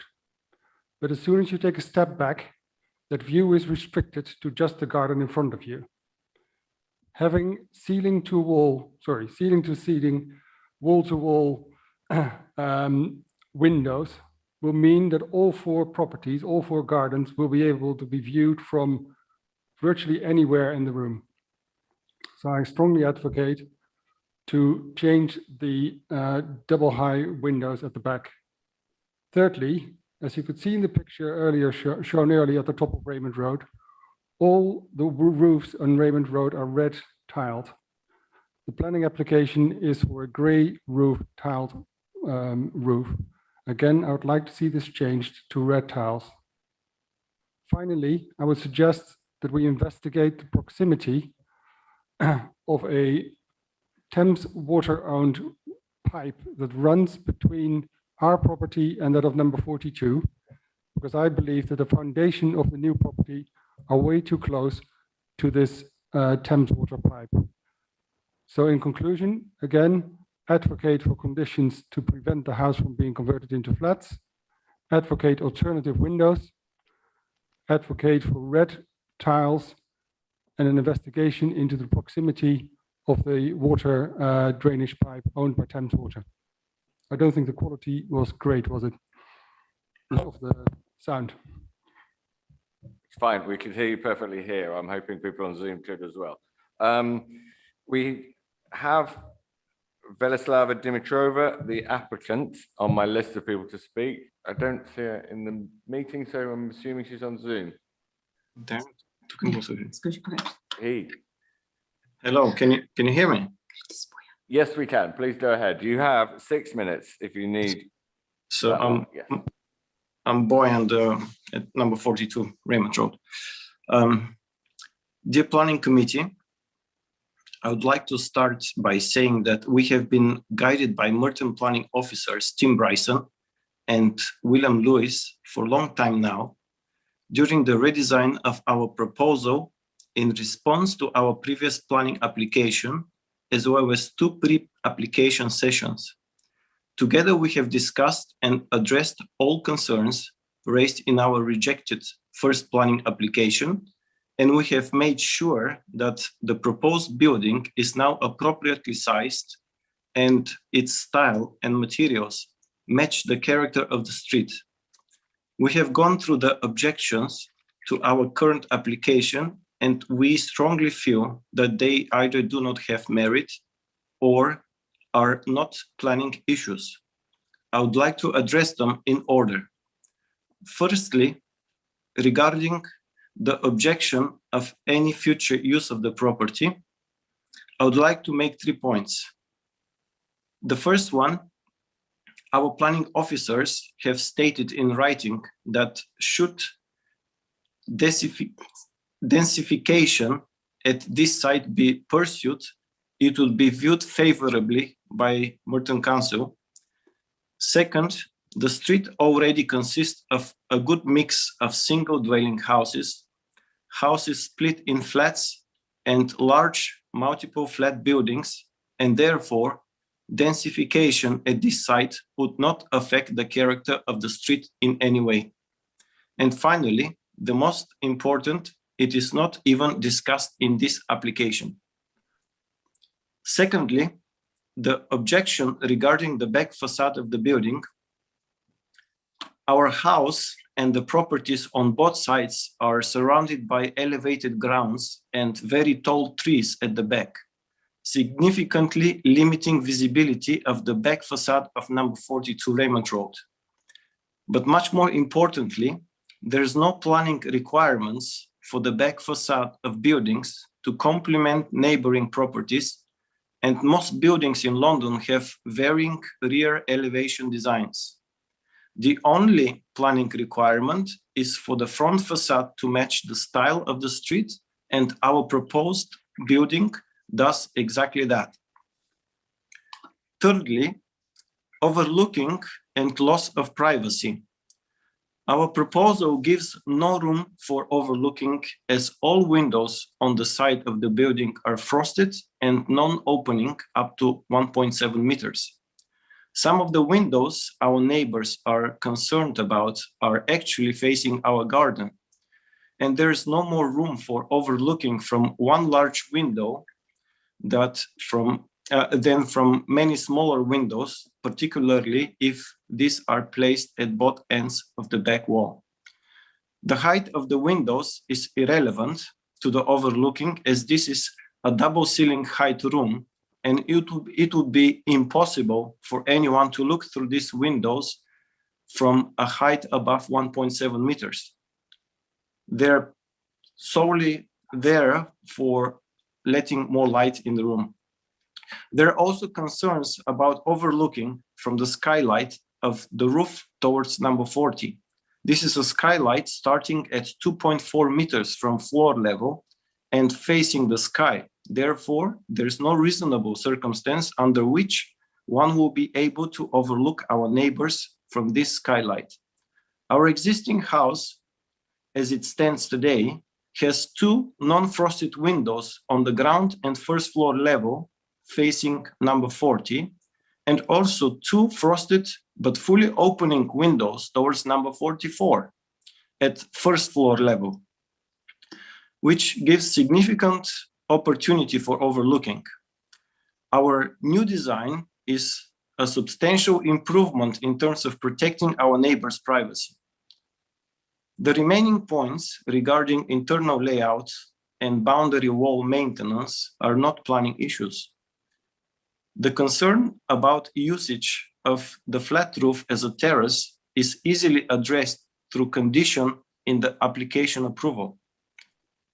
In summary, our proposal addresses all concerns raised in the previous application rejection and the proposed house is now appropriately sized, contributes positively to the character of the street, and does not impact neighboring properties in terms of overshadowing or overlooking. I thank you very much for your time. Okay, thank you very much for that. I will go back to Jonathan. I think you will probably comment on this, but the issue about any future use of the building as an HMO or multiple flats or whatever, the planning application we have in front of us is for a single dwelling house, and I don't think we can make a decision based on speculation about what future applications might be made to the council to change that. But I'd like if you could confirm that, and obviously deal with the other issues that have been raised in all of those contributions. Yes, thank you, Chair. Yes, in relation to any future use of the dwelling, so tonight it's a replacement dwelling, single dwelling house, and that's what would be approved. Any future conversion to flats, for example, would have to be a plan application judged on its merits. With regard to access to the flat roof of the single-story rear section, condition 8, we have put that restriction on no access to that flat roof apart from for maintenance access. Under the previous application, a roof terrace was proposed, and officers advised this wasn't acceptable. With regards to car parking, in the P-tail of 6A, really the new London plan does encourage car-free developments. However, with a replacement dwelling, family-sized dwelling such as this, with existing car parking at the front, it would be unreasonable to insist upon a car-free development, and so the loss of the garage space is acceptable in planning terms. I think the type of roof material was mentioned. The proposal includes a slate material. Other orange tiles within the street are clay roof tiles. But members should note there is opposite the site there is a house recently constructed with slate roof tiles, and it's not uncommon to have a mixture in the street scene. So, Chair, I hope I think that's addressed most of the things mentioned. Thank you. Yes, thank you very much. Okay, now to members of the committee only. Questions of clarification on the report? I'm not seeing any. Comments on the application? Councillor Dean. It's very odd that there is a staircase leading from up one of the upper floors. And I have to say the presentation, in my mind, made it very clear that the application is about being back here in a month and making it into flats. That was a very, very clear point of view presented. So I'd like to make a condition that the stairs are removed from this application, because if we are looking at a 6-bedroom house in Raymond Road, it doesn't need stairs. And if they would like to apply for the stairs and the flats later, that's up to them. But I'd like the condition that if this is approved, that the stairs are removed. Okay, well, I'm going to restate the point that we're judging this application, which isn't for flats, so it is for a house. I think whether your belief is that the stairs are needed is not the decision we are making here. If you want to say they can't have those stairs, then there has to be a good planning reason why they shouldn't have the stairs in their new home. And I can't see one, but maybe our planning officer could advise on that. Chair, really, we have to judge it on its merits submitted. We see no harm, obviously, with the stairs as proposed as a detached family dwelling. So really, my advice is that it would. Well, the plans are before us, and it would be unreasonable to condition the plans to be changed as part of an approval. Yeah. Okay.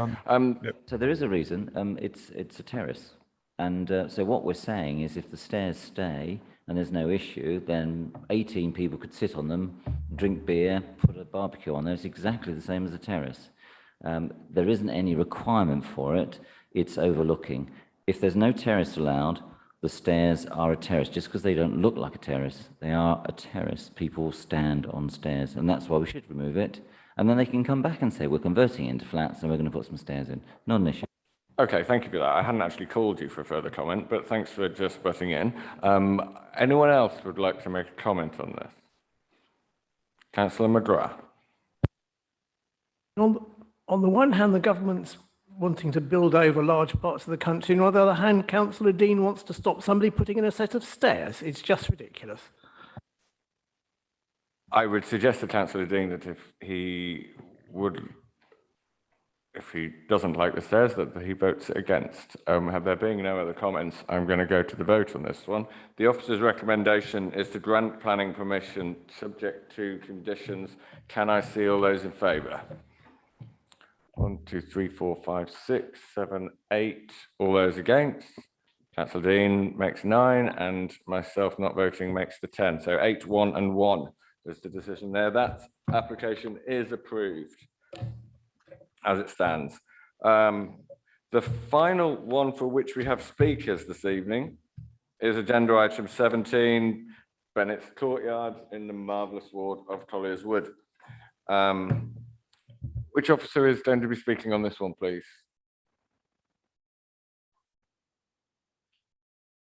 That will be me, Chair, Tim Lipscomb.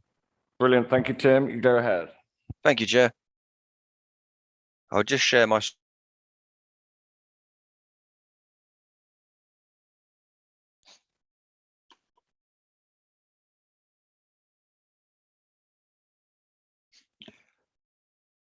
Thank you, members. Here you can see the application site. It comprises of 3 4-storey buildings with a communal landscaped area and accommodates 52 flats. The buildings are known as Bennett's Courtyard and are locally listed. The site is to the south of the historic core of buildings at Merton Abbey Mills, a collection of former industrial buildings that are now in commercial use. This area forms part of the Wandle Valley Conservation Area. To the east are 7-storey blocks of residential flats. The site is bordered to the south by a tributary of the River Wandle, and you can see the River Wandle on this side, with mature trees along either side of the stream. Beyond this are the rear gardens of properties which front onto Runnymede.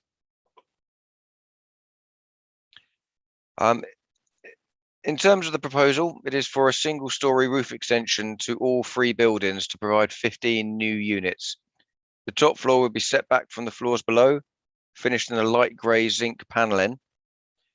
What you can see on the screen at the moment are changes to the Undercroft parking level, which includes additional cycle storage and additional space and reconfiguration of the refuse storage rooms so as to accommodate additional storage requirements. So there'll be an additional 32 cycle parking spaces, no additional car parking, no private external amenity spaces proposed, but residents would have access to the existing communal landscaped courtyard area. A blue roof is proposed. A blue roof attenuates runoff, so it's not quite the same as a green roof, but it still has water retaining qualities which slow down the runoff. Taking you through the plans, this is the layout, and the layout would be largely replicated from the floors below to that above. On the floor above, sorry, this is the existing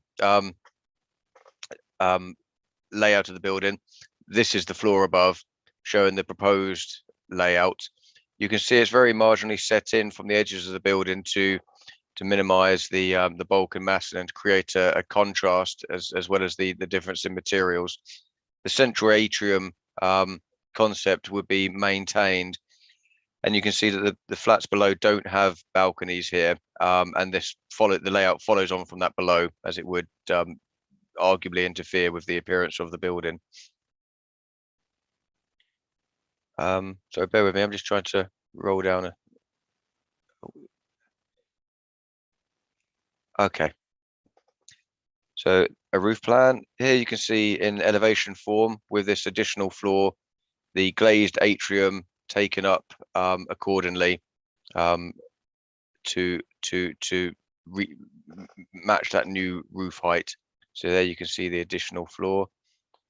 Slightly greater detail of the setback of the roof.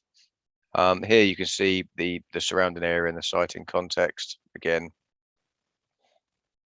The photos will be useful here because they we do have some CGI showing the development in context. So here you can see the existing view from the car park, Merton Abbey Mills over here. Another existing view. More existing views from Merton Abbey Mills towards the development and around the actual building itself. And again, within the building. So here you can see, hopefully that's large enough for you to see, but this is the proposed rooftop addition as viewed from the car park there. And again, when viewed from Merton Abbey Mills, the atrium that exists taken up to follow on from that level. In terms of the principle of development, that's at page 425. I have noticed that paragraph 7.2.2 states 16 units, but should state 15, and that's due to amendments to the scheme to which have reduced the overall number of units. Moving on, in terms of the principle of development, the site is within the Wandle Valley Conservation Area, and therefore development should either preserve or enhance the character of the conservation area. So that is the test that members will be looking at. In terms of design, Merton Abbey Mills is an enclave of historically significant buildings related to the historic mill use. Generally, the buildings are low level, 1 and 2 stories in height, as you can see here. A more recent development to the south and southeast of the site is a greater scale, with buildings up to 6 to 7 stories in height. The application site accommodates buildings of 4 stories in height currently. Bennett's Courtyard itself has been identified as making a positive contribution to the character and appearance of the conservation area, and is considered to merit inclusion on the council's non-statutory local list. The existing buildings on site were the overall winner of the 2005 Housing Design Awards and the winner of the 2005 Medium House Builder Award. They were constructed in the early 2000s, and particular care was taken to ensure that the bulk and massing respected the lower rise nature of Merton Abbey Mills. The flatted buildings form a bookend to the historic enclave, with the tallest buildings being located the furthest away from the lower level historic buildings. Officers consider that the extension has been designed in a sympathetic manner to appear relatively unobtrusive, and the buildings would continue to respect the adjacent historic buildings. In terms of the residential amenity impact, there's similar relationships as exists in the floor below.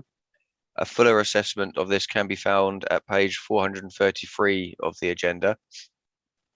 In terms of standard of accommodation, all units would meet the internal floor area requirements. Similar to the floors below, there are no balconies, but the new units would benefit from the existing communal amenity space around the building. The level of communal amenity space under the London plan is significantly less than the existing communal amenity space that exists. So in planning terms, this provision would be acceptable. In terms of parking and servicing, the proposals are considered acceptable. The overall ratio of parking proposed would be well within London plan tolerances, and no objection is raised. Issues of on-site parking management would be down to the management company and for them to resolve. But overall, there are sufficient number of parking spaces for the number of units on the site.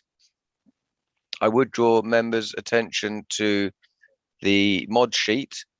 We have a recent offer from the applicant. As you can see, that is for 150,000 as opposed to the roughly 70,000 offer of a commuted sum for affordable housing. You can see that the reason the applicant has requested this is due to the inherent difficulty in borrowing on rooftop schemes. And so it would make more sense for them to have a hit on the profit than it would for them to risk not being able to get a borrower for the scheme. So whilst we would normally advocate the late stage review mechanism, in this case, the benefit to the council is likely to be significantly greater, as it's very unlikely that the late stage review would result in such an uplift in the affordable housing commuted sum.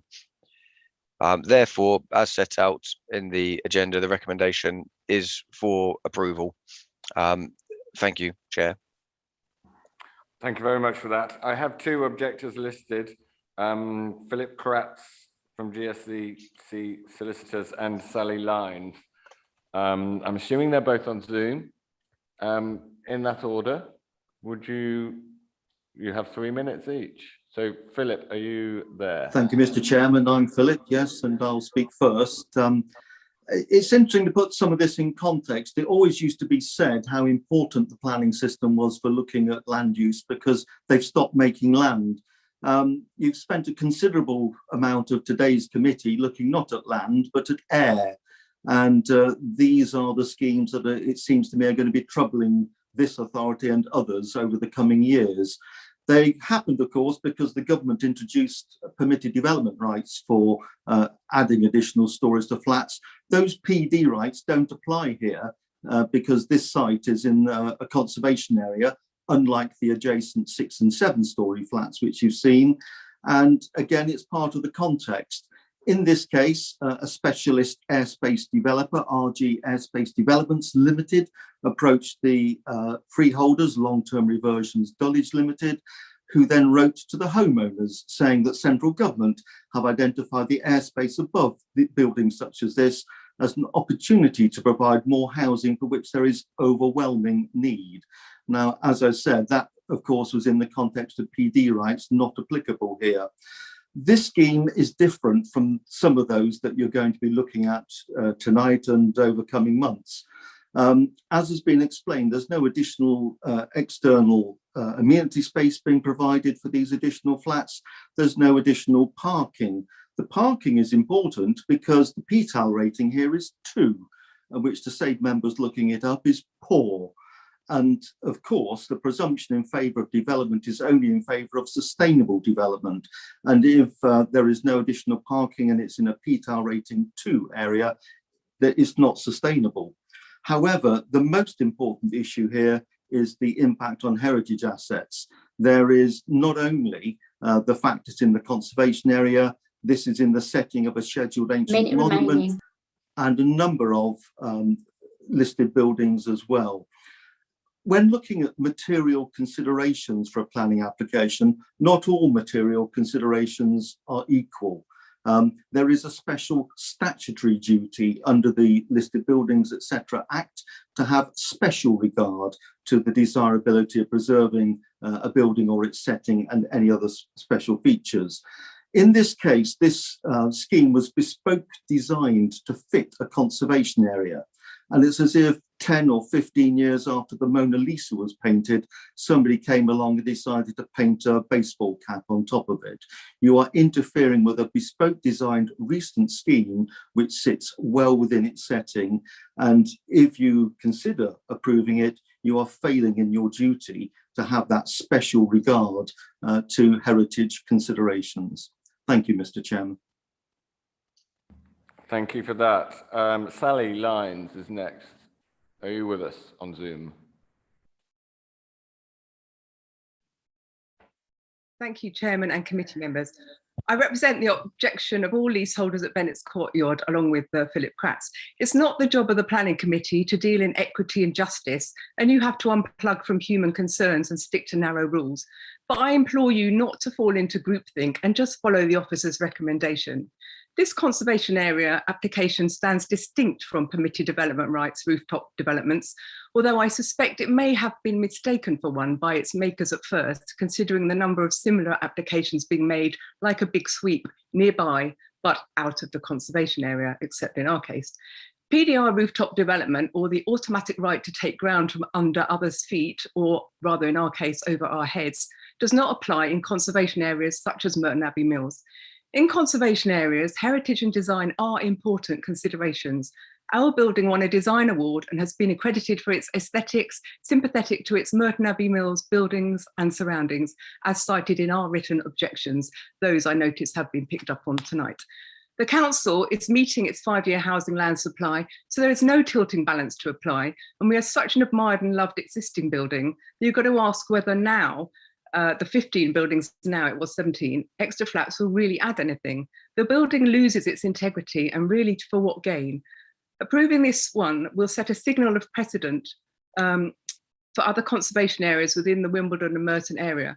There's an overriding need for consistency in planning decision making, and one poor decision in a conservation area is potentially a dangerous one. We're all familiar with leasehold scandal matters of unsafe buildings not properly constructed, where landowners and bodies have contorted regulations to serve their own interests. I trust the council is beefing up its building regulations and compliance manpower to properly assess the implementation of all rooftop structures approved. We have great concerns about our 3 small buildings that make up 52 flats in the form of a ground floor plus 3 levels. It was not designed to carry a further level of 15 flats. The council, along with the developer, will be in the firing line should any cracks and structural issues emerge. Unfortunately, we're on the banks of the Wandle and not the sea, so hopefully we will remain standing. If you haven't heard Radio 4's recent Farnham 4 report on leaseholder losses, it's found by Googling the news story, Flat Owners Warning Over Rooftop Developments. This features the very bad experiences of a block of flats in Ealing that had 5 more added to the roof. If we have to and are able to buy our freehold to stop this development, the freeholder gets a windfall for that increased value, and we leaseholders have to pay hundreds of thousands of pounds just to keep the homes we thought we'd paid for, in my case 17 years ago when the development was completed. Never did we imagine the air would be sold from over our heads and totally beyond our control. It's another modern mental anguish.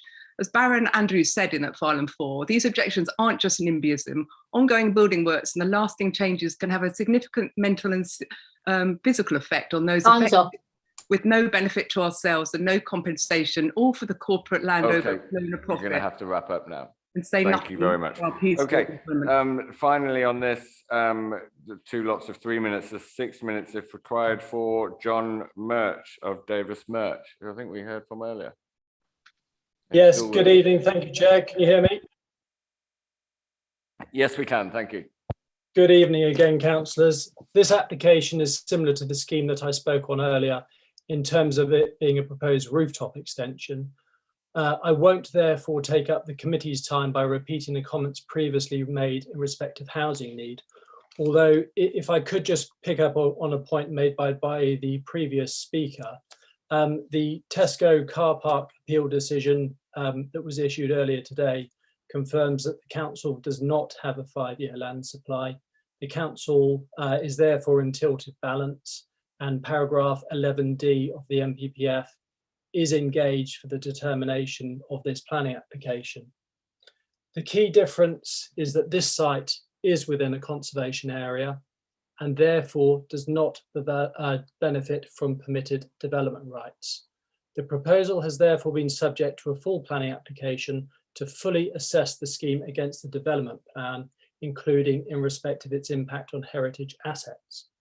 In consultation with officers, the scheme has been refined a number of times during pre-app and the formal planning application process, which has resulted in the proposals before you this evening. We consider the scheme to be of very high quality and will provide an opportunity for the council to make an efficient use of this sustainable site. We have considered the impacts of the development on the heritage assets, and harm has not been identified. The council's viability assessors confirm that the development can only afford a £70,000 contribution towards affordable housing, largely due to the high construction costs associated with this type of development. However, My client has proposed to increase this level of contribution to £150,000 in exchange for not having a late stage viability review, which, as explained by Mr. Lipscomb, causes difficulties for obtaining funding for these types of complex projects. This approach would provide my client and their funders with certainty, whilst the council gets a significantly enhanced contribution towards affordable housing delivery. Fire safety has been considered within the application that has been submitted, and the scheme is designed to meet the latest building regulations. I would also note that the scheme exceeds the on-site sustainability criteria set by the London Plan and is carbon neutral. A Section 106 obligation is proposed to prevent residents from obtaining on-street parking permits. Draft Condition 14 also requires that a construction method statement is submitted to the council for approval before development can commence. This will ensure that construction impacts, particularly on existing residents, are kept to a minimum. Can I also highlight that cycle, refuse and recycling facilities are also proposed that meet the council's up-to-date standards. The officer's report provides a very thorough assessment of the application and that concludes that planning permission should be granted. I consider this to be a very well-designed scheme that will enable badly needed housing to be provided by making a more efficient use of this site. I respectfully request that members uphold the officer's recommendation and approve the application. Thank you very much. Thank you for that. Okay, back to Tim, if you want to comment on any of those three contributions. Thank you, Chair. It won't be extensive comments other than to confirm that, yes, it's correct. There are no permitted development rights for this type of development in a conservation area. Hence the reason it's a planning application. It is worth mentioning that even when this is subject to permitted development rights, there are still factors to consider. The impact on the character of the area and neighbouring amenity are still matters to be considered. So it's not an automatic permitted development right outside of a conservation area. There are still an assessment to be done. The only other points I'd mention is that we had some comments about structural stability and the council's building regs. So building regs are national building regs. They're not the council's building regs that we can choose to enhance or beef up. However, this is a matter, obviously it's an important matter in terms of construction, but it is a matter that will be dealt at the building regulation stage rather than something we could address through this planning application. The only other comment is a bit more speculative, and that is in relation to whether the tilted balance is engaged. The appeal decision we've had back recently did indeed indicate that we are not hitting the 5-year land supply currently. The only reason I'd urge members to have some caution in that is that the granting of that appeal in and of itself may well have put us well into a position where we are meeting our 5-year land supply. As it stands, officers are not putting this forward on the basis that this is only acceptable because we need to meet our 5-year land supply. The view put forward and the recommendation is that this wouldn't result in harm and would be an acceptable proposal, notwithstanding the housing numbers position. And those are all my comments. Thank you, Chair. Thank you very much. So two councillors here. Questions of clarification on the report? I'm seeing councillors Crowe and then McGrath and then Atwa in that order, please. We'll take all three if we can. Thank you, Chair. Given that it's a PTAL rating of 2, as said by one of the objectors, is it reasonable for us to make it a permit-free development? On a slightly different point about the 5-year land supply, when officers have reviewed the decision and come to a conclusion, I wonder if this committee could have a briefing note about what that would actually mean for our decisions. Sure, we can do that. Councillor Atwa.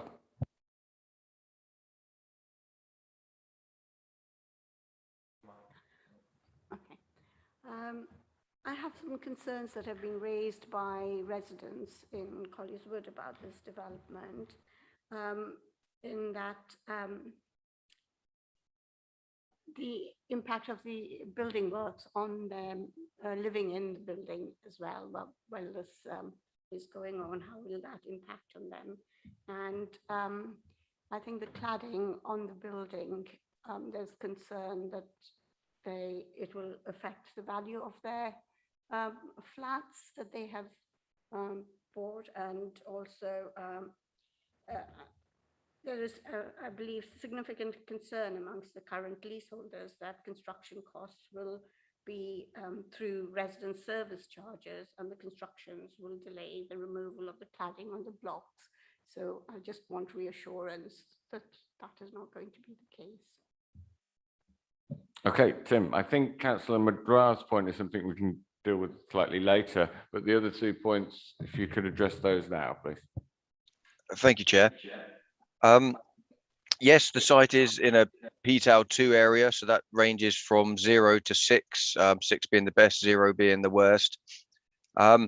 We are actually proposing to restrict parking permits. So my presentation should have mentioned that it's a recommendation subject to conditions and restricting parking permits. That legal agreement will also relate to the affordable housing commuted sum. In terms of the summary of 5-year land supply issues, yes, that is something that can be worked upon separately outside of this meeting. In terms of the impact of building works on existing residents, I mean, that is obviously an important factor. It's only something we can take so far, though. We can put a condition on for a method of construction statement and deal with it that way and minimize the impact, but we do not have a basis to refuse an application because of disturbance of the actual construction process itself. All we can really do is minimize that where reasonably possible. I'm aware that there are issues about cladding, fire safety, and what the implications of that on the existing building are for existing residents aren't entirely clear. However, that is a separate matter to this planning application, which would continue to be an issue, notwithstanding this planning application. And it can't affect the assessment of this application. There wouldn't be a reasonable basis to refuse this application because the cladding on the main building is being considered. In terms of construction costs being levied through service charges, again, that's something that the planning department planning system has no input on. How the development is funded is up to the applicant. There will be other rules, no doubt, in place that may stop rising of the service charges throughout, but it's simply not a planning matter that we can translate into a reason for refusal. Thank you, Chair. Thank you very much for that. Any more questions from members? Comments? Councillors Christie, Crowe, Dean, in that order, please. Thank you, Chair. I mean, it seems a perfectly reasonable application to me. I mean, I understand about it being in a conservation area, but from the projections and from what we've heard tonight, I don't see that adding 1 story to these buildings is going to cause excessive harm to the conservation area. I think it's positive development, brings in additional homes, and certainly I've never heard, or I've not come across a developer being prepared to offer more in an affordable housing contribution than it is assessed as being viable, certainly not double as much. So I think it's a positive application. I'll be supporting it. Thank you, Councillor Crowe. Thank you, Chair. I also think we should approve this application, but I think we should remove the condition for permit-free parking, because as it's in a PTAL 2 area, that means there's no public or little public transport in a nearby area. So it's unfair to impose permit-free conditions. I'm going to come in on that because obviously it's the ward that I represent, and I'm not sure about how it got the PTAL 2 rating, because it's just down the road you've got the main high street that runs between Collieswood and South Wimbledon. It's not far at all to Collieswood Tube Station. I was surprised to see the PTEL rating on this site being only 2, because there are good public transport links nearby.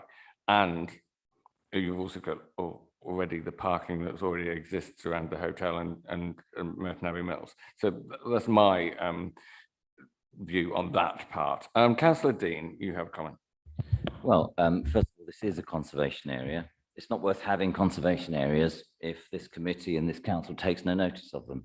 They're there because inspectors, the Mayor of London, the government, and this council have deemed them to have specific positives.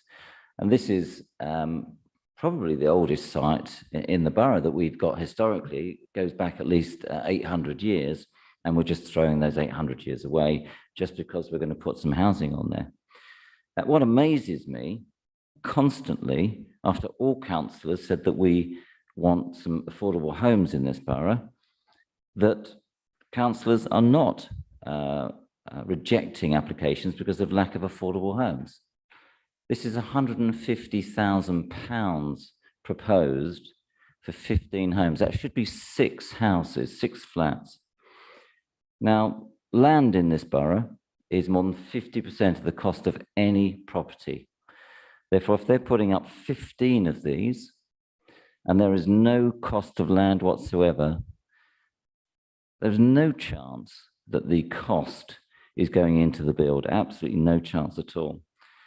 And you couldn't build one affordable home for £150,000 in this borough because the land costs more than £150,000 wherever you are. So if councillors keep proposing these things, then developers will never put forward social homes, and we will never build properties for the people of Merton. These properties will go to people who are wealthy, who do not live in Merton, that are not in a desperate need for a home. So why on earth we have to constantly put forward these proposals so developers can walk all over this borough? I just don't know. So 150 grand is nothing. We should stick to our principles and our votes we make in full council. As a Conservative councillor, I back affordable homes, and all of this council have backed it, but this committee takes no notice of that full council jurisdiction. So we should reject this on the basis it's in a conservation area. We should reject it because it has no affordable homes. Get the developer back here and respect the people of Merton. Thank you for that. Councillor Butler, and then Councillor Henry. Thank you, Chair. I am minded to support this application because it provides any housing. I think there's some disconnection with reality, frankly, in the ability for homes to be built on an affordable basis. I agree every time I read these applications and see that there is no affordable housing and there is some money put in to claw back on that. I am disgusted, but what I am disgusted with is that the current Conservative government doesn't give us the chance to build proper social housing on the grand scale that it needs. And I can't, with good conscience, sit here in this panel and reject 15 homes on that basis. It's a very, very difficult position to be in, and I hate being in it, but there's the reality. Thank you, Chair. Councillor Henry. Thank you, Chair. I'd like to welcome this application. Although I would love to see more affordable houses, but we definitely need houses, as you know. And also I feel it's fit for purpose. And, I'd like to, agree with this application. Okay. If there are no other comments, I'm going to move this to the vote. The recommendation is to grant permission subject to conditions under section 106 legal agreement. Can I see all those in favour of the 1, 2, 3, 4 I'm seeing at the moment? All those against? I'm seeing 4. All those not voting? You haven't voted, Joe.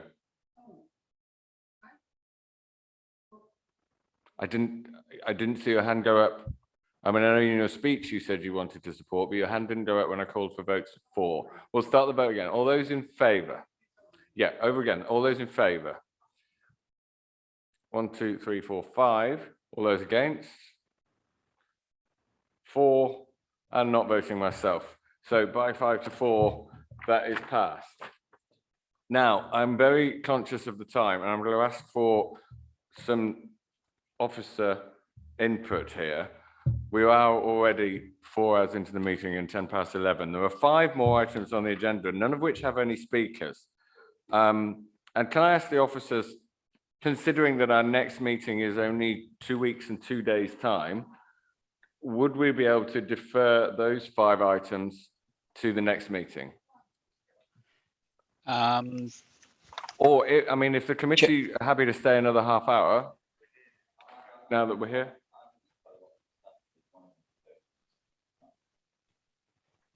Chair, sorry. Jonathan. Former fire station, Lower Green West, locally listed building in a conservation area. Local Amenity Society has raised objections on more than one occasion. I'm always having presented cases towards the end of agendas on a number of committee meetings. I am conscious that those scrutinising the decision making could take the view that a decision was being taken perhaps a little more quickly than they might like. 131 to 135 Love Lane, subject to quite a number of objections, and even though people haven't registered to speak, whether or not it would play out very well, that again, the debate sort of moves on rather rapidly. Again, that's for you, Chair, to decide. But... Okay. I think I don't want to put this to the vote or anything. I think I want to have a general view from the committee that we have 5 more items. Do we postpone them for 2 weeks, or do we plough on and at least get through some of them this evening?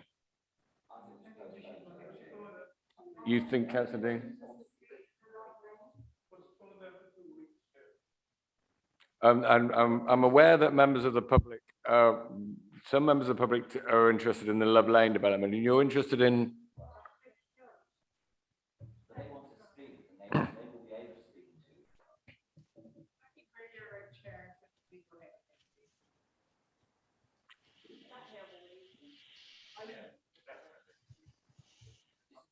If we will deal with agenda item 12, 131 to 135 Love Lane. Let's get started on that. So, agenda item 12, as I said, Love Lane and Mitcham. Can the officer who's presenting on that present on that, please? Thank you, Chair.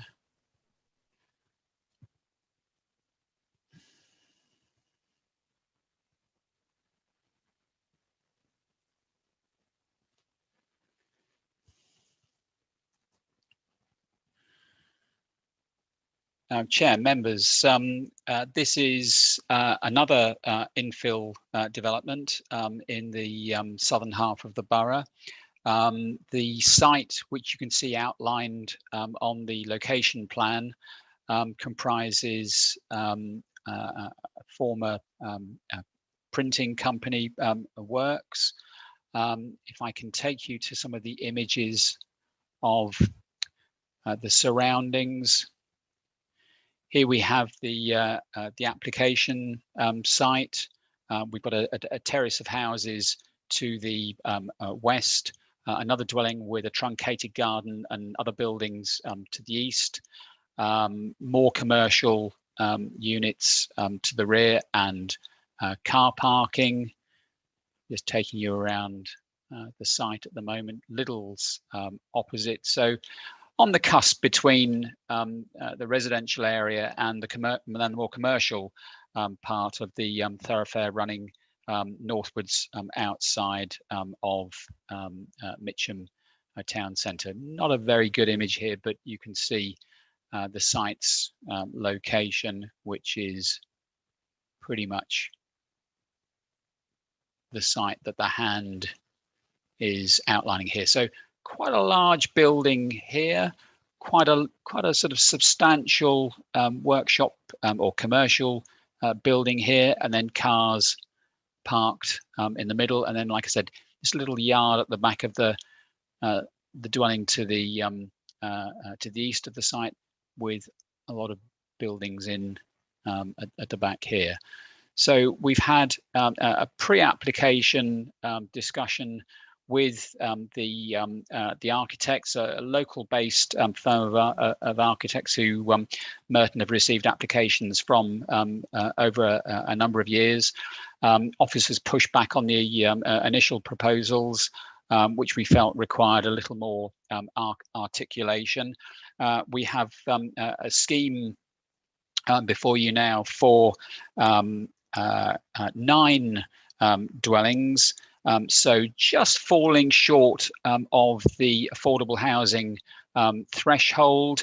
We've got a little studio unit on the ground floor facing forwards, and then 1 and 2 bedroom units in the rest of the building. 3 stories at the front, then 2 stories in the core in the rear. And you'll recall roughly where that ridge line is. There was the ridge of the existing commercial building.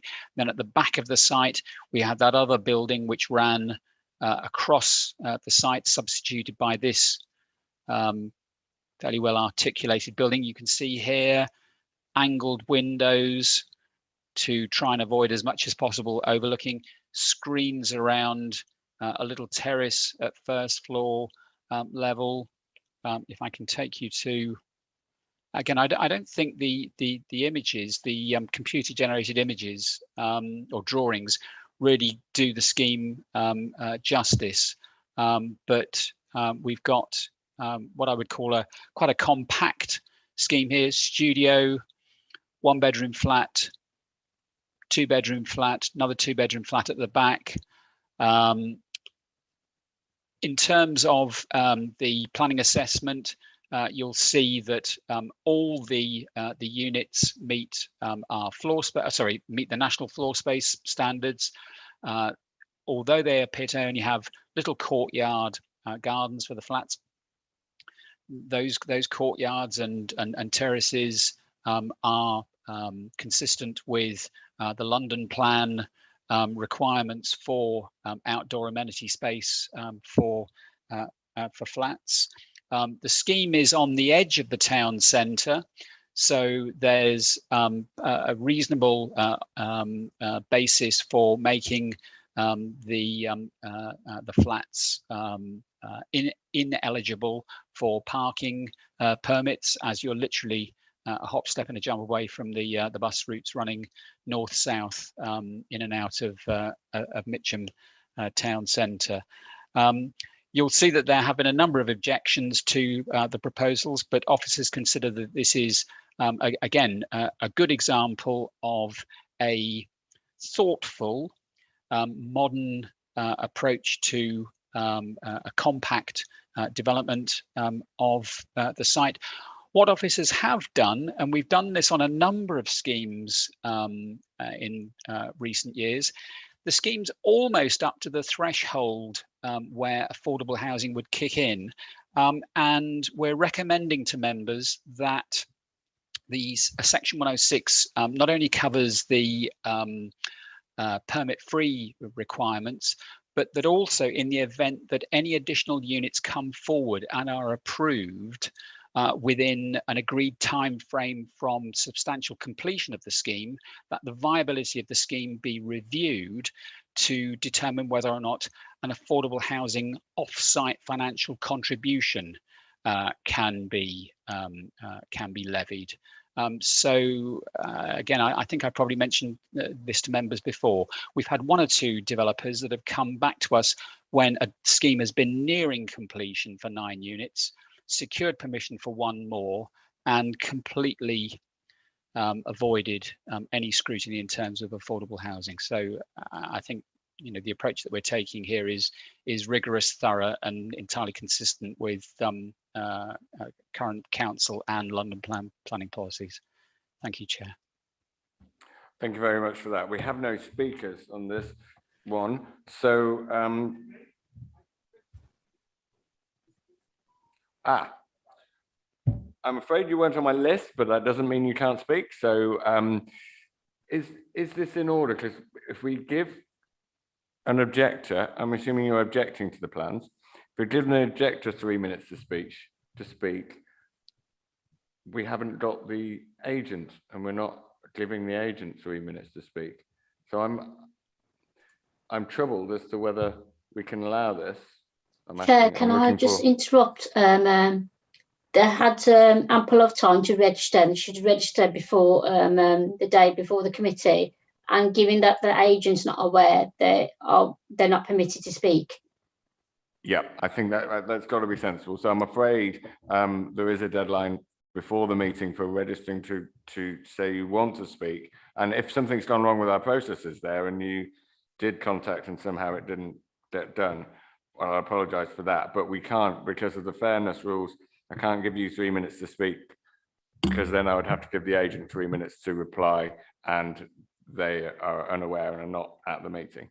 So I am going to go straight to councillors' questions on this application. I'm not seeing any. Councillors' comments on this application. Councillor Christie. I mean, again, it seems like another reasonable application, so I plan to support it. Thank you, Councillor Christie. I think I want to reiterate the point that Jonathan, the officer, made about the fact that it is for 9 units, and we've seen a lot of 9-unit applications recently, and that putting in place to make sure that if they do up it later to get over to the 10 threshold, that we've got some comeback on affordable housing, I think is very important. There being no other comments, I'm going to move it to the vote, which is on the recommendation that we grant planning permission subject to conditions and section 106, etc. There are 5 or so lines of the recommendation in your agenda. Can I see all those in favour? 4, 5, 6, 7. I see 8 in favour. All those against? Those not voting? Myself and Councillor Dean not voting. So that's 8 for, none against, 2 not voting. That is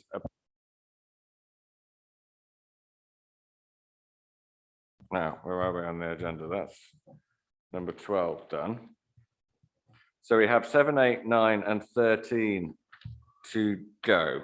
Shall we just carry on from number 7? We have members of the public in who are interested in agenda item number 8, 7 Christchurch Close. I don't have you down to speak on this. Right.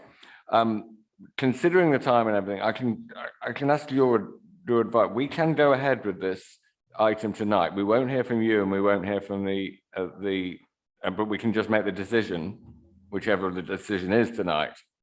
So, I mean, I'm looking around the committee. Should we?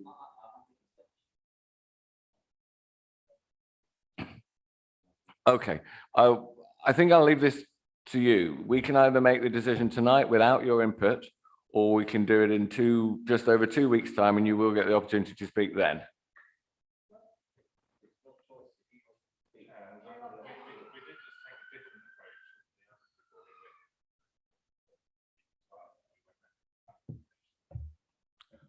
Yes, you're all right. We'll go ahead. Agenda item 8. Can we have the officer who is sorry. Agenda item 8, 7 Christchurch Close. Who is it? Jonathan again. Thank you, Chair.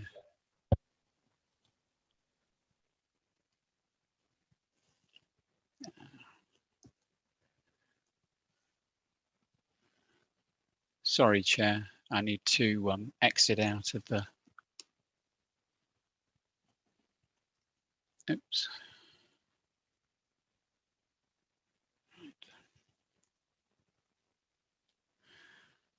Okay.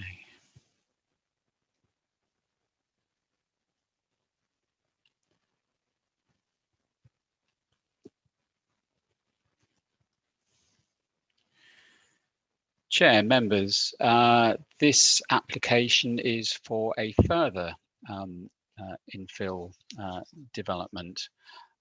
It's for a single dwelling and comprises a one-bedroomed, two-personed dwelling arranged on 2 floors.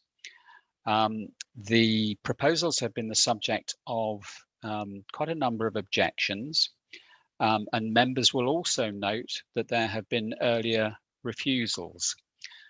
So I suppose the question that perhaps comes to mind here is, well, what's different with this scheme than wasn't the case with the previous scheme?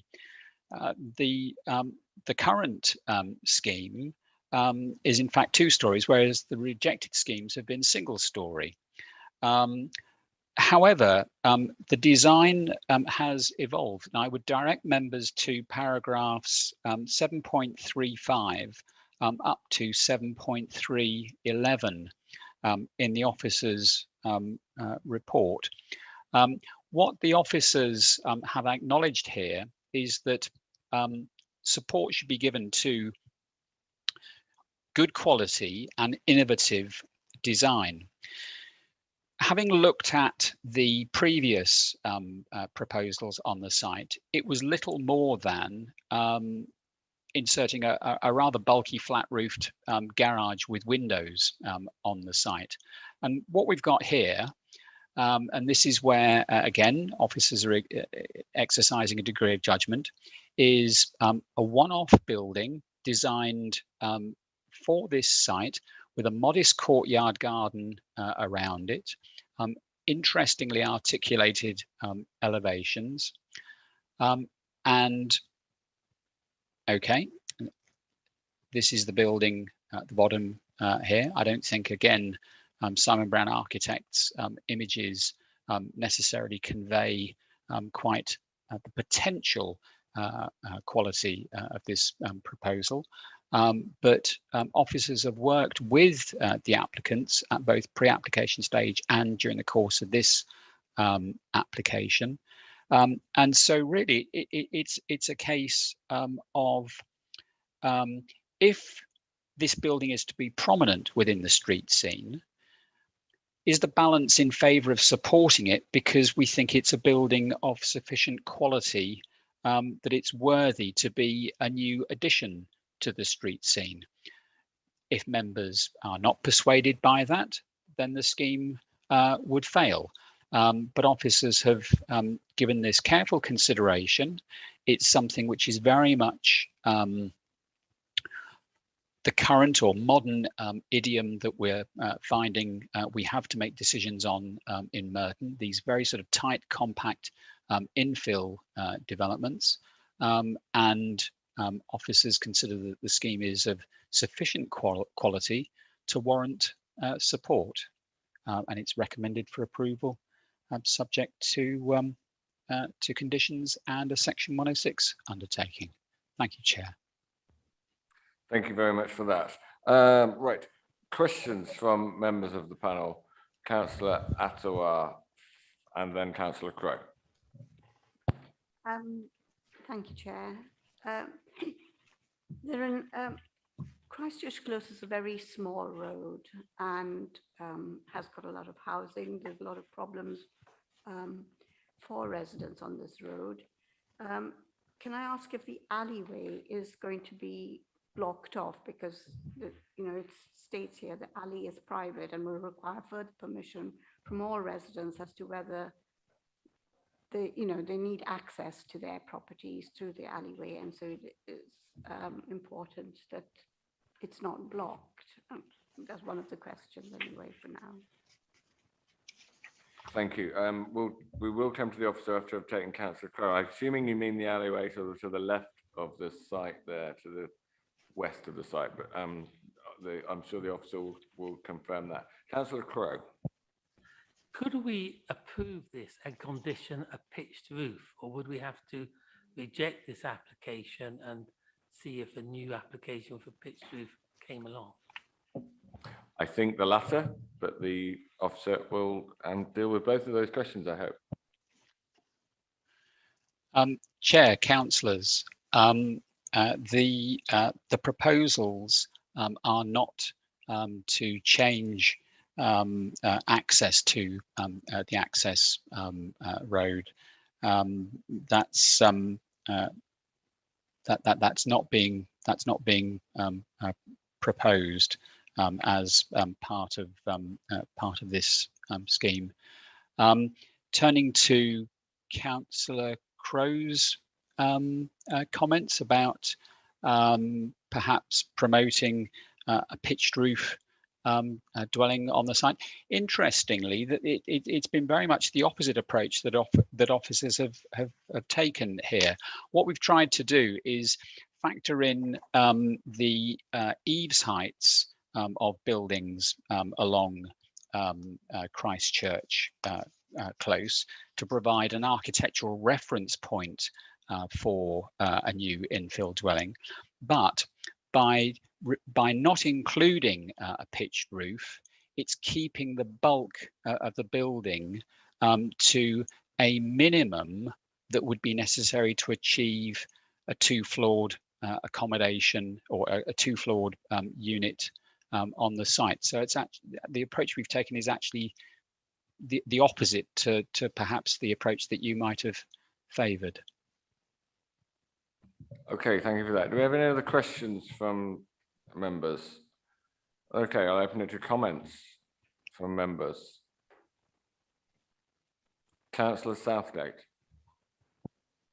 Thank you, Chair.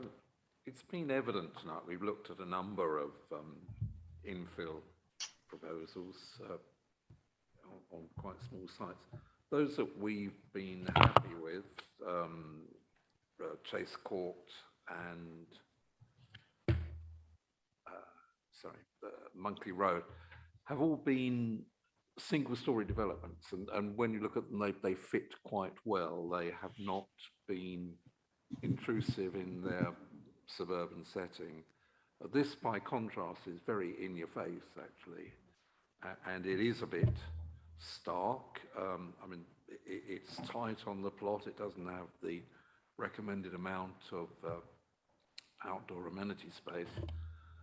I think, quite frankly, it's a step too far for the good folks of Christchurch Close, and I do note Mr. Lewis's fine words praising a bold design, but I'm not sure that would be greeted sympathetically by the people who actually live around there. Do you have any other further comments from councillors? Councillor Dean. The twisted logic for me was that the smaller building was rejected, but the bigger one wasn't. And looking at the reasons for rejection, really, it was clear that this was inconvenient. So I don't understand the logic, and I agree with Councillor Southgate. Okay, I'm hearing the last two comments can be generally against the application. I'm not hearing a specific, we should turn this down for this specific planning reason. Maybe Councillor Southgate, are you proposing that we turn it down, and do you have a planning reason for turning it down? My reason for turning it down would be that it constitutes an unneighbourly form of development, inappropriate to the context of Christchurch Close and the surrounding dwellings. Okay, I'm sure officers will have noted that. I'm going to move this, there being no other comments, I'm going to move this to the vote. If we pass it, we pass it. If we reject it, it will be on the grounds as laid out by Councillor Southgate just then. So the vote will be on the recommendation. The officer's recommendation is to grant planning permission subject to conditions in section 106 obligations. Can I see those in favour? 1, 2, 3. Can I see those against? 1, 2, 3, 4, 5, 6, which is 9. I'm the 10th one. So 3, 4, 6 against, 1 non-voting myself. That one is rejected along the grounds, and the officer will put that into a form of words for the decision, but the grounds that Councillor Southgate just outlined. Right, that's agenda item number 8 dealt with. 25 to midnight.